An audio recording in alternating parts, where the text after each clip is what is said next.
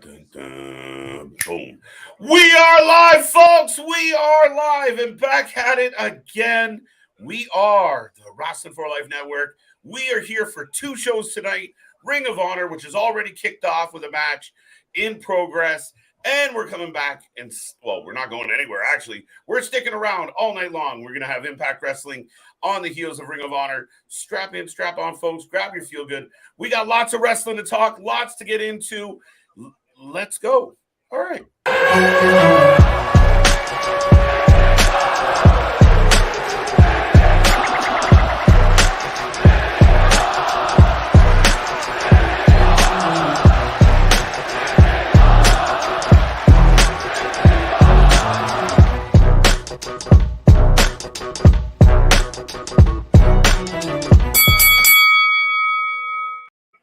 Ding, ding, ding, folks. We are live. We are live. We are live. And like I said, we're back at it again. It's a beautiful 420. I hope everyone's got their feel good on and you're feeling all right. We got more wrestling coverage. Your alternative commentary for all the wrestling is back at it again. These two pretty faces going to run you through Ring of Honor and Impact. We got Luna Havoc stopping in. We got so much to get into, so much to talk about. Right now, I got the Kingdom going up against Darius Martin and Jobber Andrade. So mid-hover instead of top flight, it's mid-hover. Mid-hover. I like that. I'll take that. Well, folks, I am Mr. Everynight KJ White, the Iron Man of YouTube, the man that just will not go home. And I'm joined by my buddy. Ladies and gentlemen, boys and girls, children of all ages, the Wrestling for Life Network proudly brings to you its YouTube tag stream champions of the world, the Every Night Delight KJ White. I am Big Nick.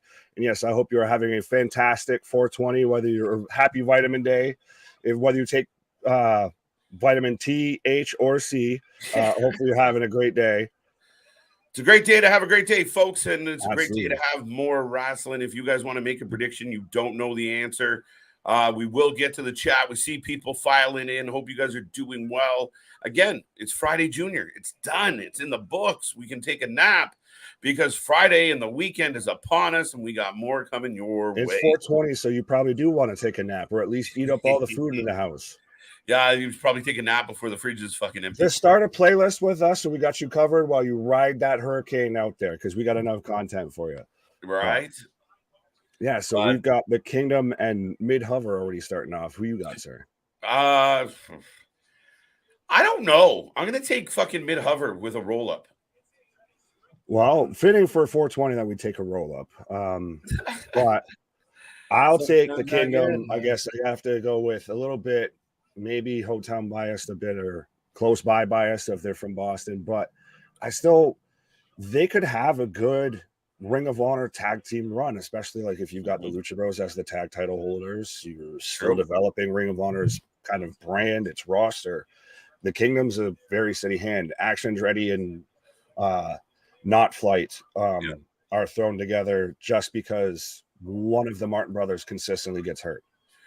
Yeah, they've had trouble consistently being in action. And it's going to be quite a while, I imagine, before. That's why they had to go and get action. Because neither one of them could stay in action. There's one way to do it. That's one way to do it. Right. And I have a feeling Dante is going to be on the show for quite a while with the recent injury. Oh, yeah. His leg's supposed to go like this. His one like this. It went like this. He said, nope. But yeah, we got I think they really do have a chance. I actually think they should be on Dynamite more often and build up that tag team division. I'll sign up for the Kingdom versus FTR. Yeah, fair enough. Touche. Tabernacle on that one. And my only fear with Ring of Honor right now is it's starting to feel like dark, where it's just like runoff. And that originally really good, but we're getting a lot of like the same people we see on Wednesdays and Fridays on Thursdays. And your world champions in one of the bigger feuds on Wednesdays. Right? Like even Penta showed up last night, right? Like, oh yeah. Like beat Springboard Tornado, two count. But and that, like you were saying though, if there's no storylines built up, everything's just a one-off match. Yeah, everything's a one-off match. Which I mean, listen, I've complimented Tony for the booking of this show because it's match, no bullshit, match, no bullshit, match, no bullshit. I like it. You get like 12 matches in 2 hours. It's pretty or whatever it is, an hour and 90. An hour. Vitamins. I got you. I got you. We got you. We got you. Because I got high. Yeah, no, I really think that there's too much bleed over between the two. Well, no, that's why we're going to have a brand split, and we're going to have, back handspring elbow into a suplex. Right. Yeah, well, we're going to have a brand split, and why we've got to add a new show, but I'm going to put a pin in that because I want to talk about that. Yeah. I mean, everybody, I kind of made everyone pretty aware of how I'm feeling about it. So, yeah. But let's, I guess, put the roll call in rotation here. We are pro wrestling. Well, we covered pro wrestling. So what up, homie? What's up? C-Money, what up? Damien. Hassan, what up? The mystery lucky man. Well, hey, buddy. Yeah, you found us. Let's see. If AEW wanted to do any sort of brand split, it would have to be with Ring of Honor, not just creating a new show to keep people in the locker room happy. Yeah, as it picks up the win, actually. Hey. All right. Oh, okay. Like I said, they deserve, if you're going to build up Ring of Honor and be its own brand, if we're talking about brand split. 4-time world champions. You build it on, even like Athena, who I have right now, and people aren't the biggest fans of her. I was more of a fan of her as Ember Moon than Athena. True. By a mile. But it's, you put the shoulders on them, the Kingdom, Joe seems to stay down in Ring of Honor now. Yeah. I liked what Eddie did. Yeah, I quit AEW. Come back. Yeah. Right. I quit AEW. I'm a Ring of Honor guy. You need more talent that's exclusively Ring of Honor. Because you want people to tune in to see just those people. And if they get real hot or real hyped, you move them up to the Wednesday night show. Good for you. Congratulations. Now you're developing talent, not just booking spot matches. Yeah, but the thing is with Tony, and I wanted to get into this as we're about to get Robin Renegade versus Willow Nightingale. I'm taking Willow. Yeah, I'm taking Willow. But, well, again, somebody I think Willow should be maybe on the main roster, maybe, or Dynamite, I should say. I'd rather see Willow come out as pure babyface instead of Rio. Well, like if you're gonna insert a babyface into a situation, have Willow come out. I don't love the idea of Willow. I think there's an interesting thing going on in the women's division because, I mean, you signed Taya Valkyrie and we got her on one Rampage match, and then we're sitting now waiting for this title match for 3 weeks total. Fair enough. Well, I'm still looking at it of women that you could put in Ring of Honor that could still use, I guess, a bit of build, a bit of backing, get them built behind to take on Athena, because Athena's so right now she's running roughshod over that division. Yeah. And I think that you're kind of spot on. I think that is definitely where Willow's heading. Yeah. But Jordan, what up? KJ White, Big Nick in the house. God bless you both. Well, thank you, Achu. Athena dubs herself the Joshiko LFG. Athena's whole gimmick since she's gone to AEW is a little weird, but back to this whole brand split thing and everything. That's not bad. And why we're adding the extra show, and we've got to keep everybody happy backstage. Has TK said anything negative to any actual wrestler he has under contract? I think he can't. He just ghosts them. He stops talking to them. Every wrestler that's been released or has not had their contract renewed, you have stories come out of Tony just ghosting them. If we tried to call, we can't get a hold of anybody. Nobody will reach out to me, anything like that. Right. TK only talks to his wrestlers when he has good things to say. There's a strong word I could use in this instance, but I said it the other day, Nick. He's got no balls, and he has a chance now to have some balls, and instead he's spending more daddy's money. So you're a ballless leader. It's a problem. It's well, he won't. Yeah, he won't ever put his foot down on anything.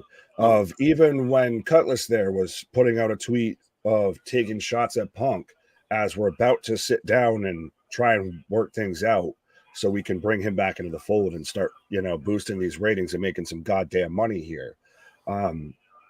He just would rather add on a show and do this and do that and just do all this extra stuff rather than actually saying some mean things and actually putting his foot down especially to certain people on the roster. It's not even about mean things. It literally just being factual things, I should say. Be honest with people. Hey, Jericho, that match with Keith Lee sucked. Hey, Bucks, stop fucking with Punk. Hey, Cutler, you're fired because I don't even know why you're here. Right. Like, that's the conversations he needs to have. And when it comes to Wembley, when it comes to CM Punk, you really think Vince McMahon, hey, maybe we open another show to make people happy? No. How many times did Vince tell people to go fuck themselves? Happily tell them to go fuck themselves. He did it when after his whole investigation. He said, right? So this is the chance. This is what I thought the opportunity for Tony Khan was. If you're creating another show because you have more content, do keep in mind, you have a dying show in Rampage. It's fucking awful. So what is your plans? Is this just going to be Dark 4.0? Or do you have actual plans for Collision? And like I said, sorry, Nick. No, I was just going to say, I think it goes the same way that they did with Rampage when it first started off, especially if it starts in Chicago and everything. That'll be the CM Punk show. Right. And that will take off for a good bit. And then when it eventually starts to probably beat out Wednesdays, potentially, because CM Punk's on there and he's not on Wednesdays, even though the Wednesday show has the clear-cut advantage because it's already got the established audience, everything for 3 years. Then the Buckaroos, the Cucamonga Kids, are not going to be so happy. And then we're going to get a lot of wishy-washy. Shit's going to just really go chaotic. Well, that's where you're going to get the Meltzer stories of CM Punk hoarding all good talent. Young Bucks trying to carry a show by themselves. No, you'll hear stories about dissension backstage at like Collision or whatever. If it was a whole, if they actually do stay to a brand split, it'll be CM Punk not popular backstage on AEW Collision. That's what it'll be. Willow just got clapped upside the face. Well, she's right now laying out some Gunther-sized chops right there. Yeah. The crowd's with her, and I thought on the main roster, like on Dynamite, the crowd was with her. That's my only thing. Like, if you're going to book pockets because you think the fans love them, then if they start loving her, give her some love. Yeah, she's got a groundswell of momentum behind her a bit. I don't love her because I think but I mean, you need she feels like a natural, actual homemade, homegrown talent a bit than 95% of the main guys that get used, I feel, are WWE retreads. Yep. But back to the topic, and I know, folks, if you're in the chat right now and you got an opinion on Collision or the second show or Punk or the Bucks or Ring of Honor, or however it was there that they misspelled it on the original trademark thing. Collusion. They spell collusion. That's kind of what this is. That's what it is backstage. It's AEW collusion. Hey, Punks, we found your show for you, bud. Right. Here's the thing. Somebody in the chat had asked either last night or the night before, are you happy with the idea that they would split the roster, but we'd be getting Punk back? And my complaint as an AEW fan is you're about to thin out your roster, right? We're going to miss out on potential matchups. And people are going to say, well, but you put up with a brand. We already do. Right? But you put up with a brand split in WWE because WWE has. Aloydus. Sorry. That's hilarious. Well, I guess there's the win. Sorry, I didn't mean to cut you off. No, not at all. We got a W here. But as a fan, like, the thing with WWE is they're overrun with like big name talent. Where do you put all these women? So that's where they came up with the original idea of the brand split. They had just too many fucking actual like people, recognizable people. AEW doesn't have that luxury, right? Half the shows, the casual fans are like, "Who's that? Who's that? Who's this?" Well, it becomes spot booking. As the other twin now, the Renegade Twins, going to town on Willow here. Well, when they only average about 830, 850, 870 or so thousand viewers, and then you would potentially split that roster or split that viewership because. Oh yeah, speaking of CM Punk, Cole Cabana's on the show tonight. Yeah, the man the locker room forgot. They all fought for this man. The whole company went to shit for this man who got one fucking botch-filled match with Jericho. And we have not seen since then, and now gets a match against Claudio. CM Punk hasn't been around the company. Why isn't Cole Cabana being booked every Wednesday, guys? Why isn't he the all international Atlantic, Mid South, Western, Northwest Pacific champion? Right? No, I mean, it's a good question. I mean, it makes me scratch my head consistently, Nick. It's almost like they just wanted a fucking reason to fuck with Punk. Yeah. And you see one of the people that are adamantly have publicly been like, I don't want him here. He's a cancer. Is the guy that's systematically destroying the company from the inside out. And nobody wants to believe me. Which one? Jericho. I was going to say, you could point to a few names, I think.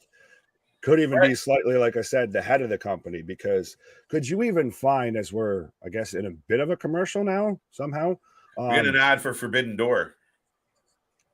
But could you find somebody that, or would Tony even want or let somebody be that go between that really puts his foot down? It's not even about being good cop or bad cop, but just is a cop in the locker room. Some authority. Authority would be nice. But could he do it, though? Would he meddle too much? He meddles as much as it is already because he's involved in everything. Would he actually be able to back off? And if he doesn't, then who would want to deal with TK over your shoulder? And if I tell Matt Jackson he's suspended because he's causing shit for no reason, and then he just messages TK, and then he's back the next week. So I don't look like I ain't doing nothing.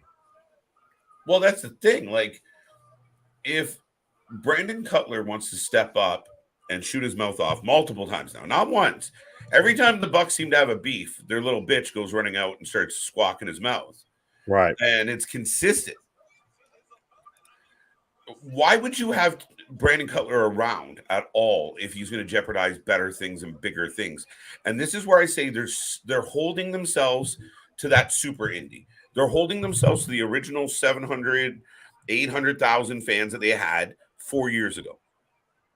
WCW is what it is. You've got a bunch of Hogans, a bunch of Nashes, all of that. You've got essentially their version of the Click, except their version I am the Click commander. Has is that Kenny?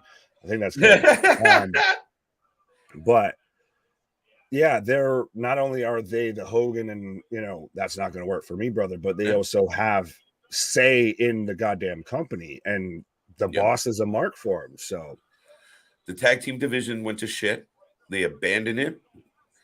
The trios division is non-existent. The TBS division, if you want to call it that, or the competition for the TBS belt is zero. Now you got Taya, so it's just been spot booking with that was one, right? Now you got Taya. The women's division is all over the fucking place. I don't know what they're thinking totally, but again, he has all the parts, he has all the pieces. It's this kind of shit that's holding him back. Because if he could just, where everyone kind of worries about Vince McMahon and his shitty creative and his shitty meddling, what's Vince gonna do? Is he gonna fuck everything up? And can he keep his hands off out? Can he stay out of the weeds? Well, look, on the other side of the docket is Tony Khan not mimicking one said Vincent Kennedy McMahon with, no matter what he's putting out there, he just keeps doing it. I'm going to do what I want to do, brother. Like, this is my show. Like, and that's what it feels like. I like these people. I don't care what the fans think. Ask Wardlow, ask Cobbs, ask Eddie. Yeah, he's what everyone thinks Vince McMahon. Like, he's the id or the super ego of Vince McMahon just come to life. By the way, Lance Archer was in a match. Lance Archer in a squash. But I thought about this while you were talking and I was watching that match. More of this guy. What's up? I just wonder why this guy's like, Lance came back from injury. Right. I heard he was on Dark once or twice. Now he's doing a random match on Ring of Honor. Like, here's a guy that could show up on the main roster and kick some people in the head. Absolutely. Well, even then, if you could have him, like, say, what about him versus Claudio for the Ring of Honor World title? And that Claudio drops it to him. Because right now, at least for New Japan Strong, or at least on the New Japan side, Archer's working a whole, trying to get an angle with Kenny for the New Japan US title. So, right. and I like that they're just giving him squash matches now. If this to me is you build him back up to be the Murder Hawk, which I still feel weird saying. I feel like he's going to come out like the Red Rooster and everything. Joey Jett, hilarious. Brian Cage versus Joey Jett. Right. Well, I was about to say, you said it. What I was about to say of just distant son of Joan Jett. Of Joan Jett. But back, folks, if you are just tuning in, don't forget, like, subscribe, and we're here all night. We got Impact coming up later on. Right now, we are watching Ring of Honor. Brian Cage is on his way out. He's gonna be taking on Joan Jett's grandson. Could be, honestly, but I like this of TK having his 420 moment instead of his booking Scarface moment, booking Colt Cabana. That's what blows my mind about all this is. Oh, sorry, Nick. No, you're good. I just read a comment. You're good. You're good. Looks like Enzo. No, I was just gonna say, like, that's what blows my mind about all this. And the premise of the core of it, I guess, this all starts when Adam Page shoots. I know, Meltzer. It actually happened. If anybody sees Uncle Dave, let him know that other shit happened prior to, people freaking out. So Adam Page shoots because there's rumor going around in this leaked story that CM Punk buried, depending on where you are in the world, buried Charles Barkley. Buried. He buried Colt Cabana. And then Colt Cabana has been insignificant all the way through here. Not involved, not used, not utilized. It's not like he buried Adam Page. It's Colt fucking Cabana. Even if he did do it, would you miss one match a year, maybe 2? We got a Ring of Honor match coming up. Almost like a false flag op or anything like that. Just we're gonna make a reason just to get pissy. But yeah, we have Brian Cage right now versus. Well, since we had Lance Archer, I guess we've got now what he looked like in TNA here. That is the funniest shit I've heard all day. 100% looks like TNA Lance Archer. Right. It's just Lance Hoyt now versus Brian Cage after we had Lance Archer. Bring Archer back and have that match? I want to see Lance Hoyt versus Lance Archer. They have to do the Spider-Man point at the beginning of just you. Even make it look like the Hogan thing, but at least point at each other. Pre-braids, pre-fucking... The Rock and Rave infection with Lance Hoyt and Jimmy Rave. Tramp Stamp Hoyt, 100%. I've been watching a lot of old Impact lately, so it's funny that you said that.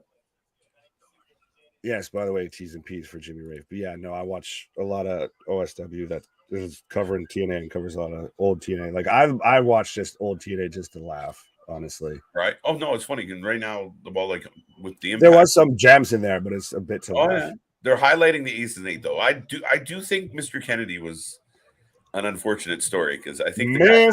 He really did. Anderson. Yeah, it didn't sound the same, did it? No. But what a weird time! Like Brooke Hogan was like the fucking. The executive director of the show and shit. Like, what are you doing here, bro?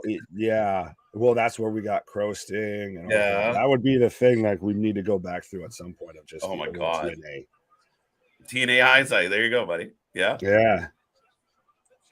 Oh yeah, TNA is awesome in hindsight. There you go. I thought you just named the show there. TNA hindsight. That's the new show coming up. Yeah. Yeah. Who's your prediction for Time Machine? Well, first, who's our prediction in this match? I'm taking Brian Cage. Are you taking? Oh yeah, it's Brian Cage. Like that's not Hoyt. The last couple weeks of Ring of Honor have felt a little darkish. Well, and should Cage not be going up to the? I hate to keep calling it the main roster, but to be going up to Dynamite and everything, with him being involved with Swerve and all of that. I don't know. That's the thing. Or does Swerve go to Ring of Honor? Yeah, bring Swerve to Ring of Honor. That would be a slide, I feel. But there you do have something decent as far as you don't quite make sense of Cage and Swerve, but you still have the authors of Infamy. I always fuck up their name. Authors of Agony? Gates of Agony. Gates of Agony. We're good. We're good. The Authors of Pain. But I mean, they are a really good trio. As the trio's champ, they're 3 big guys. They would be amazing on Dynamite to come out and fuck with the BCC or whoever. The House of Black, though, they just get tied to the House of Black, though. I feel the Embassy versus House of Black would be fun, though.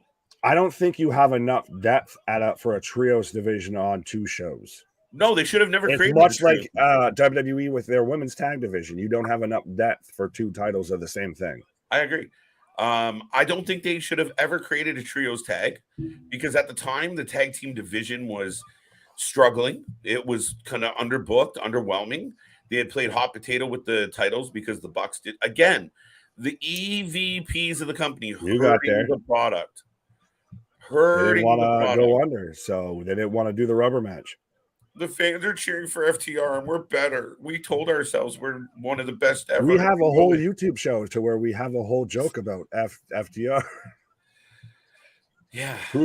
Who's your prediction for Time Machine versus Trey Miguel, Speedball Mike Bailey, and Jonathan Gresham tonight? I think I'm kind of over it. I think I'm over it, Damien. I think I'm over it. I don't want to see any more Speedball and Bailey. Speedball or Baileys. You don't want to do any more Speedballs or any of them, or drink any more Baileys. I don't want to see any more Bailey and Gresham involved. They don't have a whole lot of great chemistry, and I think we've seen. They'd be on the same team. They'd be on the same team. I know, but I don't want them in the same ring. I just want them away from each other. A lot of these people feel like they've faced each other a lot recently, though. Yeah.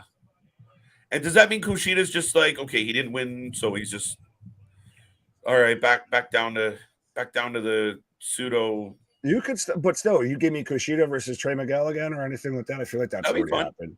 Yeah, you make it for the X division. You do that at your next pay-per-view. You build that through this. I could see that, but if it was, I like you said though, we've seen a lot of Speedball, and granted, we cover everything, so we'll see him on not only Impact on that show and GCW and here and this and there, much like Commander, who's just became All Elite. But man, I don't understand. I feel like we turned on Ring of Honor, and the handful of people that are watching us right now are like, all they're doing is beating up. We love AEW. I swear to God, we just think it can be better. Want it to be better. We're saying everything that Tony Khan should be fucking saying. That's the problem. It's not an issue with what Tony Khan does. It's an issue with what he doesn't do. Tony should have advisors around him that are telling him this. Like, it was an old adage, right, dude? Like, I'm nobody. I'm just a guy, but I coached hockey for over a decade. And what I did, Coach Bombay, Coach KJ. Bombay. That's right. But my assistant coaches were the guys I trusted the most because you're only as good as those guys. Like, you need people around you going like, what the fuck are we doing? Or, hey man, that's awesome. Keep doing it. Whatever. You need that team, right? And if the people around you are just hapless or biased or selfish, you're doomed. Your team's doomed. You can't accomplish anything. Oh, absolutely. But here, so we'll switch up and we'll actually start talking about what's going on with Ring of Honor right now. After we've just Tony Khan's got his lashings here. It's 420. You need to be feeling IRE. Yeah, this is happy lashing. Whoa. The last time we had Happy Lashley, it was a little creepy, and he had his sisters on TV and everything. It's not where I thought you were going with that, but Heather Reckless is here. I think she made a Reckless decision, and she's going against Athena right now. Yeah, who at times is getting stiffer than everybody looking at Trish Stratus with that cowboy shit. Athena's like 5'2", calling this girl short. Yeah, it's not like you're a fucking tower over her. You literally got her by like a forehead. Like, my issue with Athena is a lot of what she does feels forced. I don't believe anything she fucking says or does. She wrestles to me like a Joshi wrestler. And it does not work with what she can do. Like, she can't do it well. Because like you said, of like the force of like, oh, I just do the very super animated stuff and yay, and then get down on my knees to show, oh, see, you're short. It's way over the top animated, and that's where it feels forced. Selena Del Sol. But when she was Ember Moon, and if she just wrestled like that, she could still be Athena. But when she wrestled like that, I think it just worked way better. Because it showed off a bit more of her athleticism than her just trying to do this like over dramatic heel that's just meant to look like an enforcer because goddamn, did she just throw her into the ring barricade? Had enough of her like a sack of potatoes. Yeah, so I think, but that's the thing is all of these are squash matches. Nothing here is building any bit of story on anything tonight. Everything we've been able to see from a mile away. Like Athena's going to win. Brian Cage. You know what I like about this? I didn't mean to interrupt you there, Nick. No, you're good. I was rapping. Is that you don't watch, like you're not on Thursdays frequently. So for shout out dude with the 5% tap, by the way, but yeah, for the 5% nutrition. No, it's a weight supplement thing that I sorry, I just noticed it. But anyway, sorry, that was completely random. Vitamins. Where was it going? Because I'm not here regularly on Thursday. Yeah, so it's like a fresh set of eyes watching this for the first time. So it's actually very interesting. Like when you came on, when you came back to Tuesdays here for and I had to speak good. Yeah, it's better. It's better than it was. Right. In particular. I wouldn't say right now. I would say NXT is probably my favorite show. NXT is probably my favorite show this week. Is that because what was terrible, we were able to just make super funny? Yeah, but I think what in the ring it was really fucking good. And I think if people went and compared match to match, like took Monday's first match, Symphony of Power Bombs, shout out, I will guess Wardlow. But yeah, from top to bottom, start of the card, end of the card, in ring was the best, I would say, in its time slot. Yeah. Now the outside of the ring shit is fucking awful, and I don't understand like this love obsession with Brooks and Dunn. Like they're just used so much on the show. They were like fucking Prince Crossface, Athena taps or Reckless taps out. So yeah, that was Athena picks up the win after Symphony of Power Bombs. But again, another squash. That's 3 squashes in a row. Yeah, and I mean that's where I said like this one feels. The first couple of weeks, every match kind of had a bang to it, right? This feels like a bit darkish. Like I said, it's got a little bit of a not as exciting vibe where we can happily just talk through it because we knew Athena was going to win. We knew this is Rampage of Honor is what this is. Rampage of Honor. Fuck. Tony can't catch a break. Do you not think it's a bad idea just based on the current situation? Like another show seems terrible. Like if you can handle the 4 or 5 that you have. Athena smashing her. Okay. See, I halfway hate this and halfway like it because I hate it because why are you taking the jobbers thing and outside of just to smash your face that and respectfully to Reckless, but to do that, I get you're trying to make yourself look like the bastard heel, but you just had a goddamn squash match. We get it. But then she sits there and coddles it and cradles it and everything like, my precious. So I'm like, if that's the way they go with it to where she just becomes fucking Smeagol with this thing, like I will do whatever it takes to hold on to this. I think that's not a bad way to go. No, I don't disagree with that at all, Nick. I mean, like I said, there's times where I feel like it's forced, it's not authentic. But that like that part there where she was just kind of, I can get behind it. It seemed all right. So now next we get Lee Johnson and Carter, Wes Carter, Carter Nash. Wow. Carter Nash. I don't know. No, we have Cole Carter and Lee Johnson. Cole Carter, yeah, that's right. Remember when Cole Carter was like the big surprise, and then we never saw him again? Yeah, this is what happened to Dimes there from NXT. Yes. Yeah, remember he got the axe and he showed up in the hood and everyone's like, "Oh my God, it's Cole Carter!" And everyone's like, "Who?" And Tony's like, "I don't even know. He's right." They told me you popped for him. I don't know. I don't get this. He's a bit of that. He's got a Parker Bordeaux. Boudreaux. What do you know? Terrible name. Change your name. Yeah, not Lesnar. Muffin Top Lesnar. Yeah. Where the hell have they been, by the way, too? Oh, I think one of them got hurt. Did Flubber get hurt? What? By standing? All they did was stand around Swerve. Slippery. Slipped on a banana peel or something in catering. All right, so the Dark Order's here. See, I don't mind these two being down here. I don't mind the Dark Order as a whole being down here, and especially if I could see to where we've got Vincent and Dutch. Yeah, I could see what if they become the leaders of the Dark Order, and we just maybe kind of repackage that. We shift like away a bit of, and it's not a. That's the thing is the Dark Order is synonymous with John Huber, with that whole family, all of that. So I think that it's constantly going to have that of like you almost feel like you can't shift away from it because of that, because of Brody. You can't. The show must go on, and I mean, let's be real. Brody Lee wants to either see it go good or not at all. So, you know, if the man's is up there watching, he wants to see it do well in his name and remember him well, not be what it is. And it's one of those that if you shift it though, you can leave the Dark Order as that's what was under Brody and everything, and this is a new. I agree with that. Yeah. I agree with that in the sense of Dark Order after 4 years is at the spot of either shit or get off the pot. You either turn them back into an evil menace, maybe like you said, give them new leadership. Man, bring back the infomercials. Those were dope. But that's what I'm saying. You do that, you add Butch, you add Vince, you make it a whole new thing. You make it like AEW Wyatt family, what have you. Yeah, fair enough. Do the Wyatt 6. Fuck everybody up. Would it be more than 6? I feel like it'd be more than 6. Yeah, probably at this point.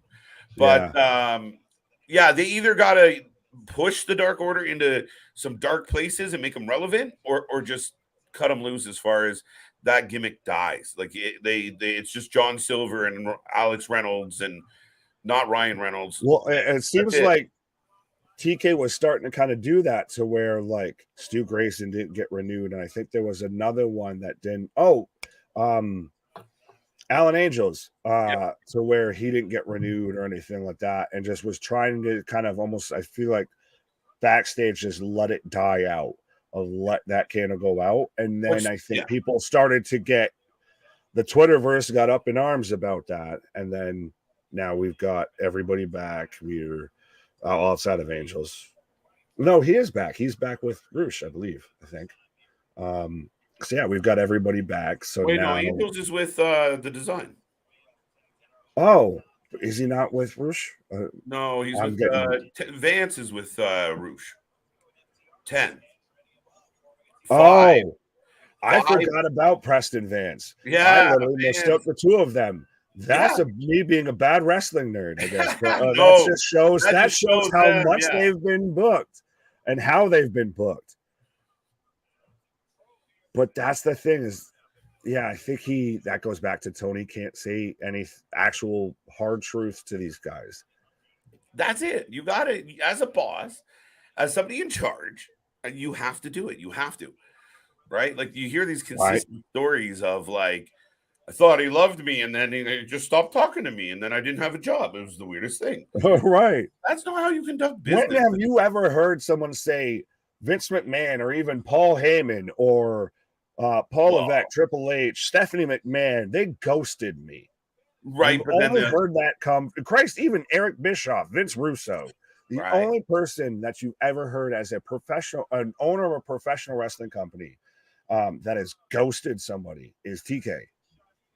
Yeah, I mean, and the WWE goes the other direction where they would get criticized. They will just tell you their face, pal. Right? Or they'll send you your shit in a on your wedding day, trash bin. On your wedding day. So, yeah, I mean, I think what we try and point out here on this channel consistently is both wrestling companies have their sins, both wrestling companies have their flaws, and we're really rooting for them both, but they're making it really fucking hard. It's a wrestling war. Both sides are trying to actively lose, I feel. It's fucked. But Damien brings up a fantastic point on a match I really actually, now that I think about it, and because now she's done with Impact and all of that, and free agent. We've seen her on Ring of Honor once. Well, I haven't been here. Hello. I'm letting you know. I'm helping you out. Oh, fair enough. Well, now that's what I'm saying. Of her versus Athena versus Lady Frost, to me, 100% is sign me up. That's a next Ring of Honor pay-per-view. Give me that as a match. Absolutely. Lady Frost could enter the Dynamite women's roster and be legitimately one of the best wrestlers they have in that group. Oh, absolutely. Her versus Hayter would still be fantastic, but I think to introduce her to the audience. Her versus Hayter, her versus Britt, she's talented. That's the type of lady you need around. I mean, I'm curious what they're going to do with Taya, man. I'm worried. But does she go down that far if she loses to Jade, though? Even I think if she does that and then still goes back and she redirects towards Hater, or does she maybe go with a run against Athena? But if she still turns towards, but no, she's babyface versus babyface. But I don't know. Maybe she loses to Jade the first time and then she works her way back around to it, and that's ultimately where we end there. Right? Oh. John Silver just threw Lee Moriarty. Was it Lee Moriarty? No. Not even close. Lee. It's the other Lee. Lee Johnson. Lee Johnson. There we go. I knew it was one of the Lees. Leroy Jenkins. Alex Reynolds and John Silver for the win. Fair enough. I'll take Dark Order as well. All right. Ooh. Steven, what up? Figured Athena be joining with the Outcasts. Somehow she's better than them. I mean, I see how that fits. I see how you got there. I think that's a lot of people thought that, but I mean, good on them for getting the most heat that they've ever had, and the first time Jericho's had heat in 3 years with last night, which now everybody's after me saying it was a botch of like send me like superimposed pictures of like, no, see his just wrist is so little. He was still handcuffed to the bottom ring or bottom rope, but still looked bad. But and you had Paige out, you had Saray out there swinging the kendo stick like she's swinging at a fucking fly. But right. Dark Order has been a head scratcher since Brody Lee passed. They're more than wrestling on Dark and Ring of Honor as of late. 3 as Dimes gets folded up like a stack of dimes and takes the 1, 2, 3 from Alex Reynolds. There you go. Dark Order with a big win here. And I said that, guys, like it's Brody passed unexpectedly. They had one of the most amazing wrestling shows I've ever watched, and I'll give TK full marks for that. The night honoring John was outstanding. No wrestling company does that shit. It was so good, and they set up every match perfectly. I enjoyed that. Then the Dark Order should have went back to business. They were doing those vignettes. Remember, we were wondering who's the real leader of the Dark Order, and people are like, Bray Wyatt? Could it be this person? Could it be that person? So they existed, and remember, like fucking Evil Uno would come out, and they had that like fucking throne of shirtless dudes, and I'm glad they scrapped that. But they could have continued forward and run amok, and it just didn't happen. Like they just, again, they became the jobber friends of Adam Page, and now you got to make a choice. Oh, absolutely. But we've got boy.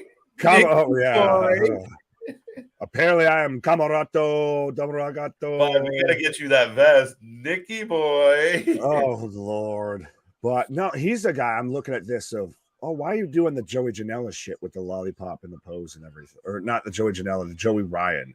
Blech. But he's the guy that would fit in with Tony D'Angelo over in NXT. True. But we're getting him versus Penta right now. Ring. But so is this going to be another squash match? Yeah. I feel like it kind of has to be because, QTV's got to be done because Hobbs just lost the TNT title. Yeah, that great idea of QTV. What are they going to do with that now? Where does Hobbs go from here? Like, did you not just paint him into the fucking corner of all corners? Oh yeah, you sat there and just buried that man, or you're just playing hot potato with that title, and it just loses all of its value. He buried. Yeah. Yeah. No. Again, I guess talking like how we were talking too about with Brody Lee, the man who was synonymous with the TNT Championship, and now it's just become hot potato, hot potato, hot potato. Right. Well, and I mean, here's the thing with Hobbs. I mean, and where we talk about booking and continuity, right? If you have a plan, if you have a long-term plan that you're trying to execute, when it comes to so Hobbs goes away for a little bit, you start doing these vignettes where he's got this hard life story. It's a crazy true story. The Book of Hobbs. The Book of Hobbs. How did that tie into QT Marshall? How did that tie in? How did that story evolve into his relationship with QT? Don't get it. Don't understand it. Then he loses the belt in what everyone agrees was completely bullshit, lackluster title run, overshadowed by QT. Mm-hmm. And now what do you do with him? Revamp him, rewrite him, or does he just, become one of the Camarato group? Yeah, is he just part of Bob the Nightmare Dorado, Factory, Camarato, Bob Solo, Dorado. Amarato, What do you Agogo, do? all that? Oh, this is a really awkward and weird handshake. This man just shoved his face in his lollipop. Jordan, what up? Keyshawn, lazy booking. Absolutely. Well, do you? What is I don't know if this? you can say it's lazy booking because you actually lazy booking means that you at least apply effort. Like he's not implying effort. I think he's implying effort. It's just fucking dumb. Yeah, I don't think it's lazy. I think it's stupid. Yeah, it's Marxism. There's two That's what things it that are. is. It's really dumb booking, yes, but I think a lot of times, again, it's chicken shit booking, is what I like to call it. And I haven't heard too many other people accuse the booking of being this, but it's chicken shit booking. Like that's where, like, even with Jungle Boy last night, it was lazy. It was a little bit fucking stupid, but it was just chicken shit. I don't know how to get Jungle Boy to take an L for me and make it make sense. So we're gonna give him this fucking count out finish. So it's trying to protect everybody all at the same time, trying to protect the Bucks, trying to protect FTR, trying to protect Jericho. It doesn't work. It's because Tony can't actually talk to his wrestlers unless he's telling them good things. Right? That's That's really the what it problem. is. A little That's bit. why Commander completely outshines Jay White last night. Yeah, you literally signed arguably the hottest free agent in professional wrestling at the time, and you steal him away for what everybody thinks is a slam dunk for WWE, and you have already made him start to feel irrelevant. Yep. Yep. Yep. All the above. Right now, Camarado's got Penta in the corner, giving him some shoulder. Pause. Having flashbacks, Arn doing the DDT last night. That was amazing. Sorry. Chambers, that was my favorite part of the whole show. That tells you what happened in my head for Dynamite last night. My absolute favorite part of the show was the Glock Glock out in the Anderson. jacket. What? Was Glock Anderson. Glock Anderson, 100%. I want to see Arn pull the Glock out on Danhausen and see how that interaction goes. Well, even then, still though, but that's the thing is, out of that, you saw it was literally the Lord give the con giveth and the con taketh away. Right? Soul for a soul, I feel of Hobbs gets buried and Wardlow. Hopefully, they're trying to resurrect now for the third time his push of we're giving him arm because Cody's not there and we've still got him on contract. So.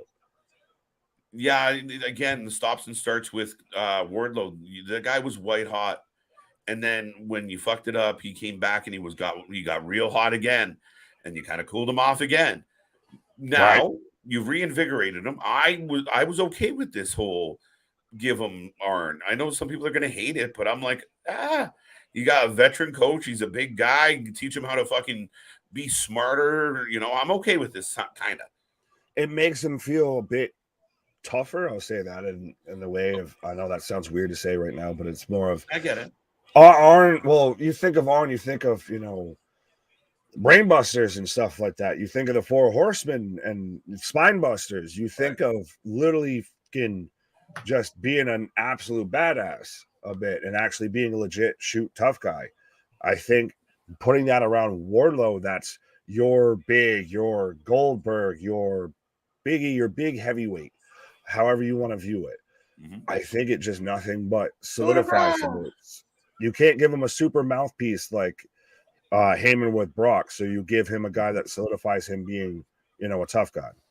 Yeah, and like I said, my only disappointment with that situation is I think they're onto something. I just wish it would have happened previously. Like Wardlow was already hot. He didn't need a manager when he first got solo, on his own.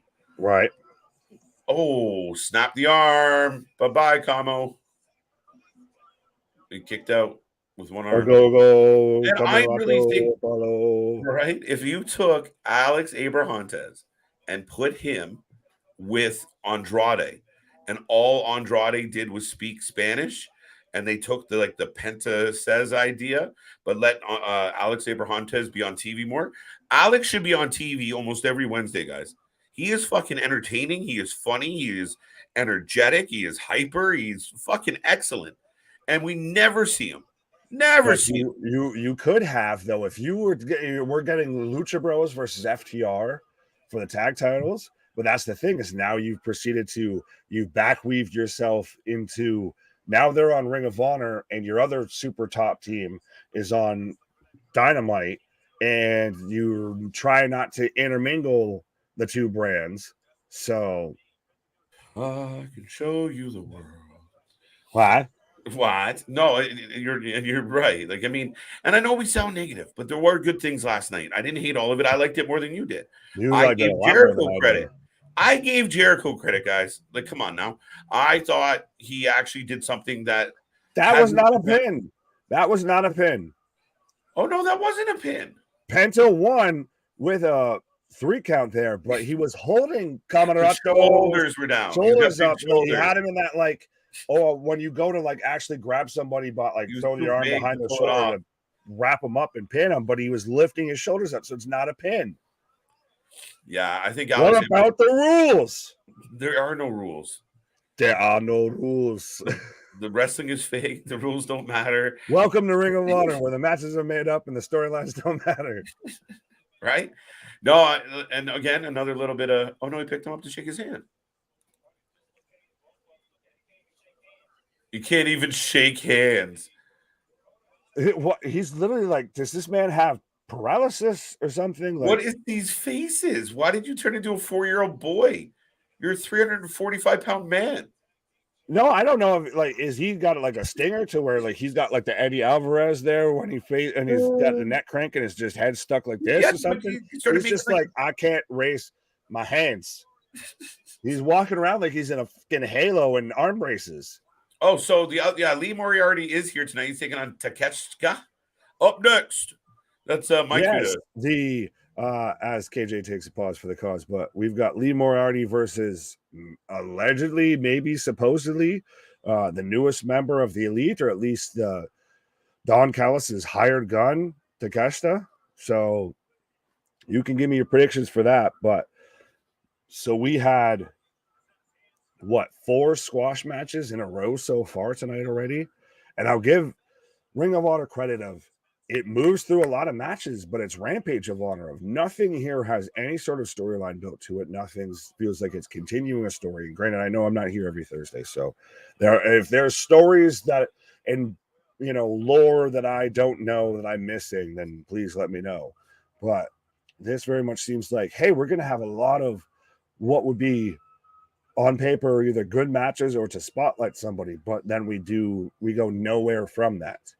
It's just, here's what smart marks and what people who will go out of their way, to watch Dark and Dark Elevation and Rampage and so on and so forth. And I'm slowing down because I know we're here for half that, but we'll sit there and watch. But this is not drawing in your casual audience. This is not building a fan base. This is not building a brand. This is, to me, hey, these are guys that we quote unquote can't fit on Dynamite, or above Dark, but not gonna get put on Dynamite. So we'll put them on Ring of Honor. But I will try and get through some of these comments because I know I missed a fair amount and some long ones too as well. Oh no. But so give me your predictions, folks, whether you're taking Takeshita or Lee Moriarty. I'm taking Takeshita, but also after this. Up next, we've got El Hijo del Vikingo versus Gringo Loco in a Mexican name off. But no, that's 100% of that will be a lucha showcase a bit. And I'm especially a big fan of Gringo Loco, and I think he might be able to get, and I'll say this respectfully because they both wrestle the lucha style, but get Vikingo to slow down a bit and more of the spots and so on might make a bit more sense with Gringo, because he tends to do that even when he's on GCW, I feel. But I said it before, I'll say it again. AW is Khan's personal vanity project to try and say he beat WWE, even though it'll never happen. He controls the book. A select few yank him around as a money mark. Yeah, no, he's if Ted Turner and Eric Bischoff were, became one human being when WCW was around, is what I feel like with that. If he's a mark for the boys and wants to be in the wrestling business.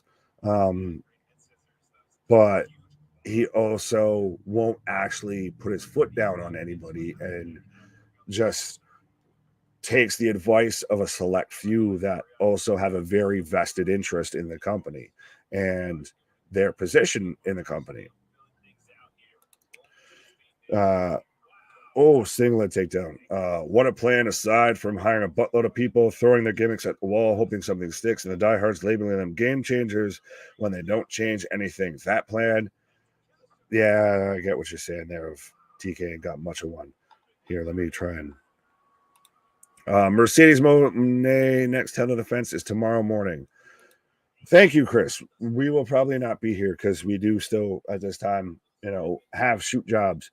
But 100%, if you do want to help support the channel, the best thing you can do is let somebody else know about us. Spreading the word about us helps nothing but draw eyes to us, helps try and help us grow and everything like that. 100%. So I say it all the time, but be a friend, tell a friend, like, share, and subscribe. It's a great day to have a great day. Happy 420. Big elbow from Takeshita. And Takeshita's a guy, again, that I could see.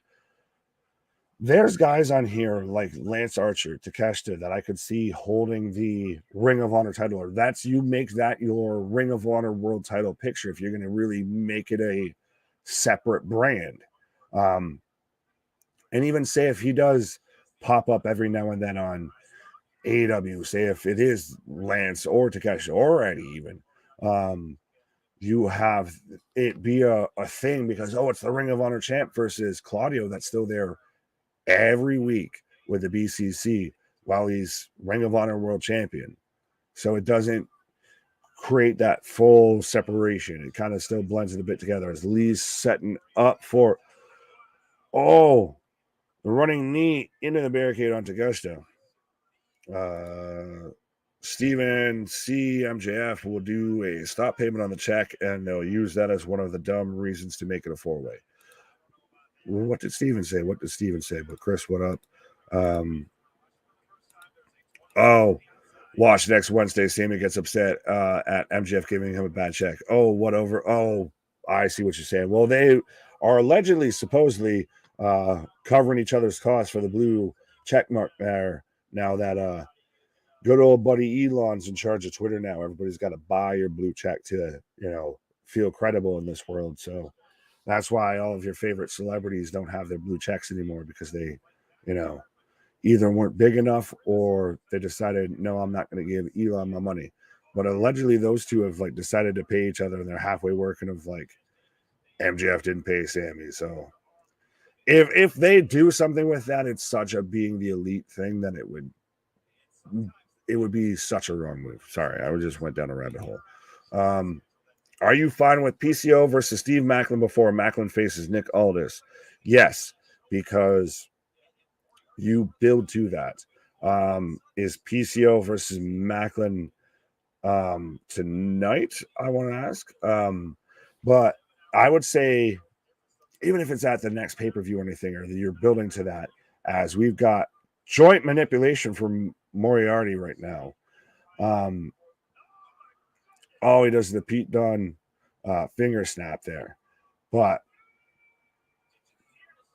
yeah, to me, I would build towards Maclin versus Aldis at a pay-per-view. Or Christ, you could even do, maybe you wait until Mickey's cleared and you do Aldis and Mickey versus Maclin and Purazzo, which I know everybody was sharing that it was a story that, they're not allowed to acknowledge each other on Impact, or, using that as a clickbait title when it's just, no, Impact hasn't lent into that because they haven't needed to, and they've built themselves up individually versus just, hey, we're a couple, so like us.